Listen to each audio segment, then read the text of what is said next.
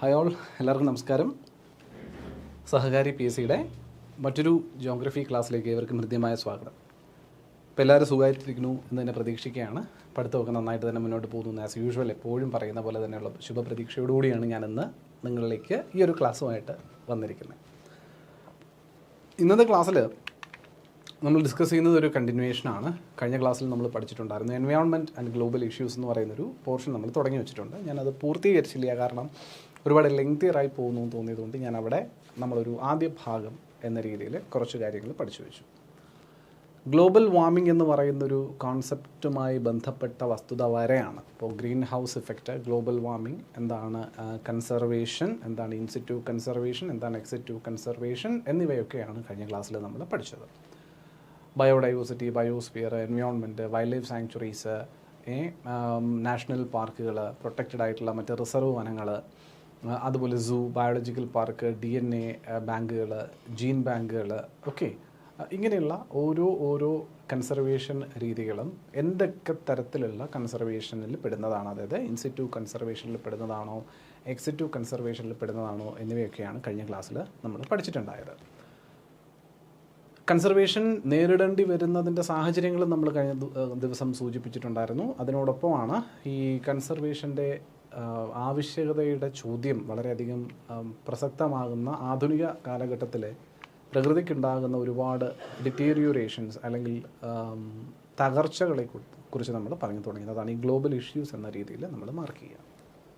അപ്പോൾ അവിടെയാണ് നമ്മൾ ഗ്രീൻ ഹൗസ് ഇഫക്റ്റ് എന്ന ഒരു, ശരിക്കും പറഞ്ഞാൽ ഒരു അനുഗ്രഹമാണ് ഭൂമിക്കുള്ള ഗ്രീൻ ഹൗസ് ഇഫക്റ്റ് എന്ന് പറയുന്നത്. പക്ഷേ ആ അനുഗ്രഹം ഇപ്പോൾ അധികമായാൽ അമൃതും വിഷം എന്നാണല്ലോ പൊതുവെ പഴമക്കാർ പറയുന്നത്. അതുപോലെ അധികമായാൽ ഇപ്പോൾ ഗ്രീൻ ഹൗസ് ഇഫക്റ്റ് ആയാലും അതും വിഷമായി മാറുന്ന സാഹചര്യത്തെ നമ്മൾ കാണുന്നുണ്ടായിരുന്നു അവിടെ. അപ്പോൾ എന്തായാലും അതുകൊണ്ട് നമ്മുടെ ആഗോളതലത്തിൽ നമ്മുടെ ഭൂമി അനുഭവിക്കുന്ന, അല്ലെങ്കിൽ മനുഷ്യരനുഭവിക്കുന്ന, അല്ലെങ്കിൽ ഭൂമിയിലെ ജീവജാലങ്ങളും സർവ്വചരാചരങ്ങളും അനുഭവിക്കുന്ന ബുദ്ധിമുട്ടുകൾ ഒഴിയുന്നില്ല, വേറെയും ഉണ്ട് ഒരുപാട്. ഇതിൽ ഒരു പങ്ക് മനുഷ്യൻ്റെ ചെയ്തികളിൽ നിന്നും ഉണ്ടാകുന്നതുമാണ്, എന്നാൽ ഒരു പങ്ക് നാച്ചുറലായിട്ട് ഉണ്ടാകുന്നതുമാണ് ഈ ഗ്ലോബലായിട്ടുള്ള ഇഷ്യൂസുമായി ബന്ധപ്പെട്ട് പറയുന്നത്. ഇന്ന് നമ്മൾ ആദ്യമായിട്ട് നോക്കിക്കാണാൻ പോകുന്ന ആഗോള പ്രതിഭാസം എന്ന് പറയുന്നത് ഓസോൺ ലെയർ ഡിപ്ലീഷനാണ്. നമ്മൾ അന്തരീക്ഷം എന്ന് പറയുന്ന ചാപ്റ്റർ പഠിച്ചിട്ടുണ്ട് ജോഗ്രഫിയിൽ. ഈ അന്തരീക്ഷം എന്ന് പറയുന്ന ചാപ്റ്റർ പഠിച്ചപ്പോൾ അതിനകത്ത് മനസ്സിലാക്കി വിവിധ തരത്തിലുള്ള അന്തരീക്ഷ പാളികളുണ്ടെന്ന് നമ്മൾ മനസ്സിലാക്കി. ആ അന്തരീക്ഷ പാളികളിൽ താഴെ നിന്ന്, അതായത് ഭൂമിയുടെ ഉപരിതലത്തിൽ നിന്ന് രണ്ടാമതായി നിലകൊള്ളുന്ന അന്തരീക്ഷ പാളിയായിട്ടുള്ള സ്ട്രാറ്റോസ്ഫിയർ എന്ന അന്തരീക്ഷ പാളിയെപ്പറ്റി പഠിച്ചപ്പോൾ ഒരു പ്രത്യേകത നമ്മൾ മനസ്സിലാക്കിയത്, ഈ സ്ട്രാറ്റോസ്ഫിയർ എന്ന അന്തരീക്ഷ പാളിയിൽ ഒരു പ്രത്യേകതരം വാതകങ്ങളാൽ, അല്ലെങ്കിൽ ഒരു പ്രത്യേകതരം വാതകം നിറഞ്ഞുകൊണ്ടൊരു പാളി സൃഷ്ടിക്കുന്നുണ്ടെന്നും ആ പാളിയെയാണ് നമ്മൾ ഓസോൺ പാളി. എന്ത് വാതകമാണ് അത്? O3 അല്ലേ? ഓക്സിജൻ്റെ 3 ആറ്റങ്ങൾ കൂടി ചേർന്നിട്ടുള്ള ഒരു തന്മാത്രയായിട്ടുള്ള ഓസോൺ എന്ന ഫോർമേഷനിൽ, സ്ട്രാറ്റോസ്ഫിയറിൽ ഒരു ലെയർ ഫോർമേഷൻ ഉണ്ട് എന്നും, അന്തരീക്ഷത്തിന് ചുറ്റും ഒരു ലെയർ ഫോർമേഷൻ ഉണ്ട് എന്നും, ആ ലെയർ ഓഫ് ഓസോൺ, അതിനെ നമ്മൾ ഓസോൺ ലെയർ അല്ലെങ്കിൽ ഓസോൺ പാളി എന്ന് വിളിക്കാം. ആ ഓസോൺ സൂര്യനിൽ നിന്ന് ഭൂമിയിലേക്ക് എത്തിച്ചേരാൻ സാധ്യതയുള്ള, അല്ലെങ്കിൽ എത്തിച്ചേരുന്ന അപകടകരമായ രശ്മികൾ, അൾട്രാ വയലറ്റ് കിരണങ്ങളെ, രശ്മികളെയൊക്കെ ഭൂമിക്കുള്ളിലേക്ക്, ഈ പറയുന്ന സ്ട്രാറ്റോസ്ഫിയറിനുള്ളിലേക്ക് കടന്നു വരുന്നതിൽ നിന്നും പ്രതിരോധിക്കുന്ന ഒരു അന്തരീക്ഷപാളിയാണ് ഓസോൺ ലെയർ. അന്തരീക്ഷപാളി, സ്ട്രാറ്റോസ്ഫിയർ, ആ അന്തരീക്ഷപാളിയിൽ കാണുന്ന ഓസോൺ ലെയർ ഈ ഒരു പ്രതിരോധം സൃഷ്ടിക്കുന്നതാണെന്ന് പഠിച്ചു. അപ്പോൾ ഭൂമിയിലേക്ക് സൂര്യനിൽ നിന്നുള്ള അപകടകരമായിട്ടുള്ള കിരണങ്ങളെ ഭൂമിയുടെ ഉപരിതലത്തിലേക്ക് എത്തിച്ചേരാണ്ട് സംരക്ഷിക്കുന്ന പാളിയാണ് ഓസോൺ. അപ്പോൾ ഓസോൺ ലെയർ എന്ന ഈ ഒരു തന്മാത്രാ മിശ്രിതത്തിൻ്റെ, അല്ലെങ്കിൽ തന്മാത്ര വിതരണത്തിൻ്റെ ആവശ്യകത ഭൂമിക്കുണ്ട് എന്നത് വ്യക്തമാണ്. കാരണം ഭൂമി നാളിതുവരെ ജീവിച്ചിരുന്നത് ഈ തന്മാത്രകളുടെ പ്രൊട്ടക്ഷനിലാണ്. ആ പ്രൊട്ടക്ഷൻ മാറുന്ന സമയത്തുണ്ടാകുന്ന വ്യത്യാസങ്ങളെ നമ്മളിപ്പോൾ അനുഭവപ്പെടുത്തുന്നുണ്ട്. അതൊന്നും അത്ര സ്വീകാര്യമല്ലതാണ്. അപ്പോൾ ഈ ഓസോൺ ലെയറിന് എന്ത് പറ്റുന്നുണ്ട്? ആധുനിക കാലഘട്ടത്തിൽ നമ്മൾ ഭൂമിയുടെ മുകളിലേക്ക് നോക്കുന്ന സമയത്ത് ഈ അന്തരീക്ഷത്തിലെ സ്ട്രാറ്റോസ്ഫിയറിൽ ഉണ്ടാകുന്ന ഓസോൺ പാളിയിൽ വിള്ളലുകൾ സൃഷ്ടിക്കപ്പെടുന്നത്, വിള്ളലുകൾ ഉണ്ടാകുന്നത് നമുക്ക് കാണാനായിട്ട് സാധിക്കുന്നുണ്ടെന്നാണ് ഭൗമ ശാസ്ത്രജ്ഞരൊക്കെ തന്നെയും പറയുന്നത്, ഭൗമ അന്തരീക്ഷ ശാസ്ത്രജ്ഞരൊക്കെ തന്നെയും പറയുന്നത്. ആ പലയിടങ്ങളിലും ഉണ്ടാകുന്ന ഈ ഓസോൺ ലെയറിൻ്റെ എന്താ പറയുക, സുഷിരങ്ങൾ ഉണ്ടാകുന്നതിന് ഓസോൺ ഹോളുകളെന്നോ ഓസോൺ ഡിപ്ലീഷൻ എന്നൊക്കെ ഉള്ള രീതിയിൽ നമ്മൾ പേരിട്ട് വിളിക്കാറുണ്ട്. ഇതിൻ്റെ ബുദ്ധിമുട്ട് എന്താണ്, അല്ലെങ്കിൽ എന്താണ് ഓസോൺ പാളിയിൽ വിള്ളലേറ്റാൽ ഉണ്ടാകുന്ന ആഫ്റ്റർ എഫക്റ്റ് അല്ലെങ്കിൽ ബുദ്ധിമുട്ട് എന്താണെന്ന് ചോദിച്ചാൽ സിമ്പിളാണ്. സൂര്യനിൽ നിന്ന് വരുന്ന ഈ അൾട്രാ വയലറ്റ് കിരണങ്ങളെ തടഞ്ഞു നിർത്തുന്നവൻ ഈ ഓസോൺ ആണെന്ന് പറഞ്ഞല്ലോ. അപ്പോൾ ഈ ഓസോൺ പാളിയിൽ എവിടെയെങ്കിലും വിള്ളലേൽക്കുന്ന സാഹചര്യം ഉണ്ടായാൽ ആ വിള്ളലേറ്റ പ്രദേശത്ത് കൂടി വരുന്ന സൂര്യപ്രകാശത്തിൽ എന്തിൻ്റെ ഘടകം അല്ലെങ്കിൽ എന്തിൻ്റെ അളവ് കൂടുതലായിട്ട് കാണാൻ സാധിക്കും? അൾട്രാ വയലറ്റ് കിരണങ്ങളുടെ അല്ലെങ്കിൽ അപകടകരമായിട്ടുള്ള സൂര്യരശ്മികളുടെ പ്രസൻസ് കാണാൻ സാധിക്കും. അപകടം പല രീതിയിലും നമ്മുടെ ഭൂമിയിൽ അത് അനുഭവപ്പെടുകയും ചെയ്യുന്നു എന്നുള്ളതാണ്. ഉയർന്ന താപനില ഉൾപ്പെടെ നമുക്ക് അനുഭവപ്പെടാനായിട്ട് സാധിക്കും UV കിരണങ്ങൾ ഭൂമിയിലേക്ക് എത്തിച്ചേരുമ്പോൾ. അത് തന്നെയാണ് ഓസോൺ ലെയർ ഡിപ്ലീറ്റ് ചെയ്യപ്പെട്ടാൽ ഉണ്ടാകുന്ന പ്രധാന ബുദ്ധിമുട്ട്. Ozone layer protects the earth from harmful ultraviolet rays from the sun, and it is found in the upper regions of the stratosphere. അല്ലേ, സ്ട്രാറ്റോസ്ഫിയറിൻ്റെ അപ്പർ റീജിയനുകളിൽ കാണപ്പെടുന്ന അന്തരീക്ഷത്തിൻ്റെ ഒരു പ്രോപ്പർട്ടിയാണ് അല്ലെങ്കിൽ ഒരു എയർ മിക്സ്ചറാണ് ഓസോൺ എന്ന് പറയുക. The depletion of ozone layer result in the entry of harmful UV rays into the earth's surface, ഭൗമോപരിതലം, that might lead to skin cancer and also change the climate drastically. ഇത് skin ക്യാൻസറും climate change ചെയ്യുന്നു എന്നുള്ളത് മാത്രമല്ല, skin cancer വളരെ എന്താ പറയുക സിമ്പിളായിട്ട് നമ്മളിപ്പോൾ മനുഷ്യനിൽ അഫക്റ്റ് ചെയ്യാൻ സാധ്യതയുള്ളത് എന്ന രീതിയിൽ പലയിടത്തും നമ്മൾ പറയുന്ന കേട്ടില്ലേ, സൂര്യതാപമേറ്റു, സൂര്യൻ്റെ പൊള്ളലേറ്റു എന്നോ. സൂര്യതാപം രണ്ട് രീതിയിൽ, സൂര്യാഘാതം വേറെയാണ്, സൂര്യതാപം വേറെ, രണ്ട് രീതിയിൽ നമ്മൾ പറയാറുണ്ട്. അപ്പോൾ സൂര്യതാപം ഏറ്റു എന്ന് പറയുമ്പോൾ സൺലൈറ്റ് കൊണ്ട് ആൾക്കാർക്ക് പൊള്ളലേൽക്കുന്ന സാഹചര്യം ഒന്ന്. രണ്ട്, സൂര്യപ്രകാശത്തിൻ്റെ കാഠിന്യം മൂലം തന്നെ ഹാർട്ടിന് ബുദ്ധിമുട്ടുണ്ടായിട്ട് മരണപ്പെടുന്ന സാഹചര്യങ്ങൾ പോലും ഉണ്ടാവാറൊക്കെ ഉണ്ട്. രണ്ടും രണ്ട് സിറ്റുവേഷൻസ് ആണ്. എനിഹൗ ഈ സൂര്യപ്രകാശം അൾട്രാവയലറ്റ് കിരണങ്ങൾ നമ്മുടെ സ്കിന്നിലേക്ക് നേരിട്ട് വന്ന് പതിക്കാനുള്ള സാഹചര്യം ഉണ്ടായാൽ സ്കിന്നിന് സ്വാഭാവികമായിട്ടും ഇത് നിരന്തരം ഉണ്ടാവുകയാണെങ്കിൽ, ഇപ്പോൾ തെറ്റിയോ തെറിച്ചോ ഒരു സാഹചര്യത്തിൽ ഉണ്ടായെന്ന് എഴുതിയിട്ട് വലിയ കുഴപ്പമില്ല, പക്ഷേ നിരന്തരമാവുകയാണെന്നുണ്ടെങ്കിൽ this may lead to skin cancer. മനുഷ്യരുടെ കാര്യത്തിലും മൃഗങ്ങളുടെ കാര്യത്തിലൊക്കെ ക്യാൻസർ ഉണ്ടാക്കാൻ, സ്കിൻ ക്യാൻസർ ഉണ്ടാക്കാൻ അത് സഹായിച്ചേക്കും. എന്തുകൊണ്ടാണ് എന്ന് പറഞ്ഞാൽ, നമ്മളിപ്പോൾ ഒരു എക്സ്റേ എടുക്കാനുള്ള റൂമിൽ പോലും ചിലപ്പോൾ ബൈസ്റ്റാൻഡറെ കൂടെ കൂട്ടാറില്ല. പേഷ്യൻറ്റിനെ മാത്രം കൊണ്ടുപോയിട്ട് എക്സ്റേ എടുക്കാറുണ്ട്. പേഷ്യൻറ്റിന് ആകില്ല എന്നുണ്ടെങ്കിൽ ബൈസ്റ്റാൻഡറെ കൂടെ കൂട്ടാറുണ്ട്. പിന്നെ ഇപ്പോൾ പുതിയ സാഹചര്യങ്ങളിൽ വലിയ കടുംപിടുത്തം പിടിക്കാറില്ല. എന്നാലും പണ്ടൊക്കെ അത് ബുദ്ധിമുട്ടായിരുന്നു, ആൾക്കാരെ കൂടെ കൂട്ടാറില്ലായിരുന്നു. അപ്പോൾ ഈ എക്സ്റേ മെഷീൻ എടുക്കുന്ന എക്സ്റേ പോലും നമ്മുടെ സ്കിന്നിനും മറ്റുമൊക്കെ ഹാംഫുൾ ആണെന്നുള്ള ബോധ്യം മെഡിക്കൽ ഫീൽഡിന് തന്നെയുണ്ട്. അപ്പോഴാണ് അൾട്രാവയലറ്റ് കിരണങ്ങൾ, UV റേഡിയേഷൻസ് അത്ര കണ്ട് ഫ്രണ്ട്ലി ഒന്നും അല്ല നമ്മുടെ മനുഷ്യൻ്റെ ടിഷ്യൂസിനൊന്നും തന്നെയും. അപ്പോൾ അതുകൊണ്ട് ഇപ്പോൾ നിങ്ങൾക്ക് അറിയാവുന്നൊരു കാര്യമാണ്, ഇപ്പോൾ വെള്ളം ശുദ്ധീകരിക്കുന്ന പ്രോസസ്സുകളിൽ, വാട്ടർ പ്യൂരിഫിക്കേഷൻ മെത്തേഡുകളിൽ ഒന്ന് UV ഫിൽട്രേഷനാണ്. ഒരു UV ഫിൽട്രേഷൻ എന്ന് പറയുന്ന ഒരു പ്രോസസ്സിലൂടെ വെള്ളം ശുദ്ധീകരിക്കാൻ പറ്റും. വെള്ളത്തിലുള്ള മൈക്രോബ്സിനെ മുഴുവൻ നശിപ്പിച്ച് കളയുന്ന അൾട്രാവയലറ്റ് കിരണങ്ങൾ കടത്തിവിട്ട് സാധിക്കുന്നുണ്ട്. അപ്പോൾ അതുപോലെ നമ്മുടെ ശരീരത്തിലുള്ള ഒരുപാട് മൈക്രോ ആയിട്ടുള്ള സബ്സ്റ്റൻസുകൾ, സെല്ലുകൾ, ജീവനുള്ള വസ്തുക്കൾ അല്ലേ, അത് പലതും നശിച്ചു പോകാനായിട്ട് ആറ് സഹായിക്കും? അൾട്രാവയലറ്റ് കിരണങ്ങൾ സഹായിക്കും. Hence tissue damage. ഇപ്പോൾ ഈ സൺലൈറ്റ് നേരിട്ട് അനുഭവപ്പെടുന്നത് നമ്മുടെ സ്കിന്നിലാണെന്നുള്ളത് കൊണ്ട് സ്കിൻ ടിഷ്യൂസിനാണ് ഡാമേജ് ഉണ്ടാവുക. അതിനെ നമുക്ക് ക്യാൻസർ എന്ന രീതിയിൽ വിളിക്കാനായിട്ട് സാധിക്കും ഒരു പരിധി കഴിഞ്ഞാൽ. അതുപോലെ ക്ലൈമറ്റിനെ ഡ്രാസ്റ്റിക്കലി ബാധിക്കുമെന്ന് പറഞ്ഞിട്ടുണ്ട്. ഫോർ എക്സാമ്പിൾ, ജലസ്രോതസ്സുകൾ മലിനീകരിക്കപ്പെടാം. അതുപോലെ പ്ലാന്റ്സിൻ്റെ നിലനിൽപ്പിനെ അത് ബാധിക്കാം. UV റേസ് ഒരുപാടായിട്ട് വന്ന് അടിക്കുന്ന സമയത്ത് പ്ലാന്റ്സ് കരിഞ്ഞു പോകാനുള്ള സാഹചര്യമുണ്ട്. അത് ഭക്ഷ്യസുരക്ഷയെ പ്രതികൂലമായിട്ട് ബാധിക്കുന്ന സിറ്റുവേഷൻസ് വരും. ഗ്ലോബൽ ടെമ്പറേച്ചർ കൂടും, എർത്ത് സർഫസ് ഹീറ്റ് കൂടും. അപ്പോൾ ഗ്ലോബൽ ടെമ്പറേച്ചറിൽ വ്യത്യാസം ഉണ്ടാകും. അങ്ങനെ മൊത്തത്തിൽ ക്ലൈമറ്റിനെയും അത് ബാധിക്കുന്ന സാഹചര്യം നമുക്ക് പറയാനായിട്ട് സാധിക്കും. The major cause of this phenomenon is the accumulation of natural greenhouse gases including chlorofluorocarbons, carbon dioxide, methane, etc. Particularly fluorinated sulphur chlorofluorocarbon, CFC എന്ന് നമ്മൾ ചുരുക്കി പറയും. CFC ആണ് പ്രധാന വില്ലൻ. ഓസോണിൻ്റെ പ്രധാന വില്ലൻ എന്ന് പറയുന്നത് CFC ആണ്. അപ്പോൾ ഈ CFC പോലുള്ള കോമ്പൗണ്ടുകൾ, ക്ലോറോഫ്ലൂറോ കാർബൺസ് എന്ന് പറയുമ്പോൾ, ഫോർ എക്സാമ്പിൾ നമ്മുടെ AC പ്രവർത്തിപ്പിക്കുമ്പോൾ, റെഫ്രിജറേറ്റർ പ്രവർത്തിപ്പിക്കുമ്പോൾ, ഈ റെഫ്രിജറേറ്റിംഗ് ആയിട്ടുള്ള ഏജൻറ്റുകളുടെയൊക്കെ പ്രവർത്തനത്തിന് പ്രത്യേകിച്ച് ഇത് യൂസ് ചെയ്തുകൊണ്ടിരിക്കുമ്പോൾ പിന്നെയും കുഴപ്പമില്ല. പക്ഷേ ഇത് യൂസ് ചെയ്ത് കഴിഞ്ഞിട്ട് നമ്മൾ വേസ്റ്റായിട്ടൊരു ലാൻഡ് ഫില്ലിലേക്ക് വലിച്ചെറിയുന്ന സമയത്ത് ഇതിനകത്തുനിന്ന് CFCs എമിറ്റ് ചെയ്യപ്പെടുകയും ഇത് അന്തരീക്ഷത്തെ മലിനീകരിക്കും. പ്രവർത്തിക്കുമ്പോൾ ചെറിയ തോതിലുണ്ടാകും, പക്ഷേ ഇത് പ്രവർത്തനക്ഷമമല്ലാണ്ടായി കഴിയുമ്പോൾ ACയും ഫ്രിഡ്ജും ഒക്കെ നമ്മൾ വലിച്ചെറിയുമ്പോൾ നിങ്ങൾ കണ്ടിട്ടുണ്ടാവുമായിരിക്കും. ACയൊക്കെ പലയിടങ്ങളിലും തുറസായ സ്ഥലങ്ങളിൽ ഇങ്ങനെ AC അല്ലല്ലോ, ഫ്രിഡ്ജൊക്കെ ഇങ്ങനെ ഓപ്പൺ ആയിട്ടൊക്കെ തന്നെ വേസ്റ്റ് ഫ്രിഡ്ജുകൾ ഇട്ടിരിക്കുന്നത് കണ്ടിട്ടുണ്ടായിരിക്കും. അതിനകത്ത് നിന്നൊക്കെ ഈ CFCs എമിറ്റ് ചെയ്യപ്പെട്ടുകൊണ്ടേയിരിക്കുകയാണ്. ഈ CFCകളൊക്കെ പ്രധാനമായിട്ട് സ്ട്രാറ്റോസ്ഫിയറിക് ലെയർ വരെ സഞ്ചരിച്ചു പോവുകയും അത് ഈ O3 തന്മാത്രകളുമായിട്ട് റിയാക്ട് ചെയ്ത് ഓക്സിജനെയും ഫ്രീ റാഡിക്കലിനെയും ഓക്സിജൻ O2 എന്ന ഓക്സിജനെയും പിന്നെ ഒരു സിംഗിൾ ഓക്സിജനെയുമായിട്ട് ഈ O3 മാറ്റും, വിഘടിക്കും. അങ്ങനെ വരുമ്പോൾ ഓസോൺ എന്ന കോമ്പിനേഷൻ ഇല്ലാണ്ടാവും. അത് പിന്നെ അതാണ് ശരിക്കും പറയാൻ ലെയർ ഇല്ലാണ്ടാവുക, ലെയറിലെ വിള്ളൽ നമ്മൾ പറയുന്നത്. ഇപ്പോൾ O3 എന്ന രീതിയിൽ ഇരിക്കുമ്പോഴാണ് അത് ഓസോൺ എന്ന് പറയുക. O3 oxygen oxygen oxygen plus oxygen plus oxygen, അല്ലെങ്കിൽ O2+O അല്ലേ, ഇതാണ് O3 എന്ന് പറയുന്നത്. പക്ഷേ ഈ O3-ൽ ഈ CFCകൾ ക്ലോറോ ഫ്ലൂറോ കാർബൺസ് വന്ന് ആക്ട് ചെയ്തിട്ട്, പർട്ടിക്കുലർലി ക്ലോറിനൊക്കെ വന്ന് ആക്ട് ചെയ്തിട്ട് ഇതിനെ ഈ O3 എന്നുള്ള ഘടകത്തെ മാറ്റി വീണ്ടും അത് O2 ഒക്കെ ആക്കി മാറ്റും, ഓക്സിജനാക്കി മാറ്റിക്കളയും. അങ്ങനെ മാറ്റിക്കളയുന്ന സമയത്ത് O3 എന്ന കോമ്പോസിഷൻ മാറി ഇവിടെ സാധാരണ ഓക്സിജനായി, നമ്മുടെ ഈ ട്രോപ്പോസ്ഫിയറിലൊക്കെ നമ്മൾ ഈ ശ്വസിക്കുന്ന ഓക്സിജൻ പോലുള്ള ഓക്സിജൻ മാത്രമായി മാറി സ്ട്രാറ്റോസ്ഫിയറിൽ. അതിന് എന്തിനുള്ള പ്രതിരോധ ശേഷിയില്ല, ഈ UV റേസിന് പ്രതിരോധിക്കാനുള്ള ശേഷി ആർക്കില്ല? ഓക്സിജന്, കേവലം ഓക്സിജന് ഇല്ല എന്ന് മനസ്സിലാക്കുക. ഇതാണ് സംഭവിക്കുന്നത്. വിള്ളൽ വീഴുക എന്ന് പറഞ്ഞാൽ ഓക്സിജൻ മാറി വേറെ O3 മാറി വേറെ കോമ്പൗണ്ടായിട്ട് മാറുക, അത്രയേ ഉള്ളൂ സംഭവം. അത്രയേ ഉള്ളൂ എന്ന് പറഞ്ഞാൽ പ്രശ്നക്കാരനാണ്. ഓസോൺ ഡിപ്ലീറ്റിംഗ് ആയിട്ടുള്ള സബ്സ്റ്റൻസുകൾ ഏതൊക്കെയാണ് എന്നുള്ള സ്ഥിരം ചോദ്യങ്ങളിൽ പ്രത്യക്ഷപ്പെടാറുണ്ട്. Which of the following is not എന്താ പറയുക ഓസോൺ ഡിപ്ലീറ്റിംഗ് സബ്സ്റ്റൻസ്, അല്ലെങ്കിൽ which of the following is an ozone depleting substance എന്ന രീതിയിൽ ചോദ്യം വരാം.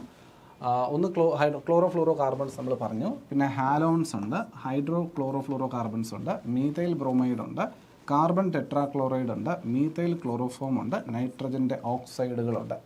ഇതെല്ലാം പ്രധാനമായിട്ടും ഓസോണിനെ ഡിപ്ലീറ്റ് ചെയ്യുന്ന മെയിൻ ആയിട്ടുള്ള സോഴ്സസ് ആയിട്ട് നമുക്ക് മനസ്സിലാക്കിയിരിക്കാൻ പറ്റുന്നതാണ്. ജസ്റ്റ് ഒന്ന് നോട്ട് ചെയ്ത് വെച്ചിരുന്നാൽ മതി. Ozone layer depletion, UV rays ഭൂമിയിലേക്ക് വരുന്നതും സ്ട്രാറ്റോസ്ഫിയർ ലെയറിൻ്റെ താഴെ നമുക്ക് ഓസോൺ ലെയർ, ഈ ഭാഗത്തായിട്ട് നമുക്ക് ഓസോൺ കാണാൻ പറ്റും. ആ ഓസോണിലുണ്ടാകുന്ന പ്രശ്നമാണ് നമ്മൾ ഈ പറയുന്നത്. CFCs, HFCs, ഹാലൻസ്, മീഥൈൽ ബ്രോമൈഡ് പോലുള്ള സബ്സ്റ്റൻസസ് ഭൂമിയിൽ നിന്ന് എമിറ്റ് ചെയ്യുമ്പോൾ അതിന് CFC എന്ന് പറയുന്ന കോമ്പൗണ്ടുകൾ, അതിനകത്ത് ക്ലോറോ ഫ്ലൂറോ കാർബൺസ് അല്ലേ. അപ്പോൾ ക്ലോറോ ഫ്ലൂറോ കാർബൺ എന്ന് പറയാം, ക്ലോറിൻ്റെ എലമെൻറ്റ്സ് ഉണ്ട്, കാർബൺ ഉണ്ട്, ഫ്ലൂറിൻ ഉണ്ട്. ഇതെല്ലാം കൂടി ആരോട് റിയാക്ട് ചെയ്യുന്നു? ഓസോൺ O3 എന്ന മോളിക്യൂളിനോട് റിയാക്ട് ചെയ്യുന്നു. പ്രത്യേകിച്ച് ഈ CFCക്കകത്തുള്ള ക്ലോറിൻ ഈ പറയുന്ന ഓസോൺ മോളിക്യൂളുമായിട്ട് റിയാക്ട് ചെയ്യുന്നു. അങ്ങനെ ഓക്സിജനും ക്ലോറിനും കൂടെ ചേർന്നിട്ടൊരു മിശ്രിതമായി മാറുകയും O2 എന്ന ഒരു ഫ്രീ ഓക്സിജൻ എന്ന രീതിയിലേക്ക് നമ്മുടെ ഒരു എന്താ പറയുക മാറുകയും ചെയ്യും. അപ്പോൾ ഒന്ന് ക്ലോറിൻ മോണോക്സൈഡ് എന്ന് പറയുന്ന ClO എന്ന് പറയുന്ന ഒരു കോമ്പൗണ്ടായിട്ട് മാറുകയും, അതുപോലെ O2 എന്ന് പറയുന്ന ഒരു കോമ്പൗണ്ടായിട്ട് പിന്നെ ഓസോൺ വിഘടിക്കപ്പെടുകയും ചെയ്യുന്നുണ്ട്. ഇങ്ങനെ വരുന്ന സമയത്ത് പിന്നെ ഈ എന്താ പറയുക ലെയർ കൊണ്ട് പ്രത്യേകിച്ച് ഗുണമൊന്നും ഇല്ല എന്നുള്ളതാണ് വാസ്തവം. Okay, this is how the depletion actually occurs. ഈ പോളാർ സ്ട്രാറ്റോസ്ഫെറിക് ക്ലൗഡ്സ് എന്ന് നിങ്ങൾ കേട്ടിട്ടുണ്ടോ? നമ്മൾ പഠിച്ചിട്ടുണ്ട് ക്ലൗഡ്സിൻ്റെ കൂട്ടത്തിൽ അല്ലേ. In 1980s, atmospheric scientists working in Antarctica reported about the depletion of ozone layer, commonly known as ozone hole over the South Pole. Antarctic റീജിയനിൽ expeditions നടത്തിക്കൊണ്ടിരുന്ന ശാസ്ത്രജ്ഞർ അന്റാർട്ടിക്കയുടെ മുകളിൽ ഓസോൺ ലെയറിലെ ഡിപ്ലീഷൻ സൂചിപ്പിക്കുന്നുണ്ട്. എപ്പോഴാണ്? 1980 1980s. അതിന് ozone whole over the south Paul എന്ന രീതിയിൽ നമ്മൾ വിശേഷിപ്പിച്ചിരുന്നു. It was found that a unique set of condition was responsible for the ozone hole. ഈ ഓസോൺ ഹോൾ ഉണ്ടാകുന്നതിന് ഒരു പർട്ടിക്കുലർ കണ്ടീഷൻ കാരണമായി എന്നാണ് പറയുന്നത്. എന്താണത്? In summer season nitrogen oxide and methane react with chlorine monoxide and chlorine atom forming chlorine sinks, preventing much ozone depletion. കാരണം chlorine സിങ്കുകൾ എന്ന് പറഞ്ഞാൽ ക്ലോറിനെ നമുക്കിപ്പോൾ ഈ ഞാൻ നേരത്തെ കാണിച്ച ചിത്രം അനുസരിച്ച് ഈ ക്ലോറിൻ ഓസോണുമായിട്ട് കൂടിച്ചേരുമ്പോഴാണ് പ്രശ്നം എന്തായിട്ട് മാറുന്നത്? ClOയും O2 ആയിട്ട് മാറുന്നത് നമ്മൾ പറഞ്ഞില്ല. അപ്പോൾ ഇതാണ് പ്രശ്നം. അപ്പോൾ ക്ലോറിൻ ഓസോണിലേക്ക് എത്താതിരിക്കുക എന്നുള്ളതാണ് വേണ്ടത്. ഇവിടെ എന്താ പറയുന്നത്?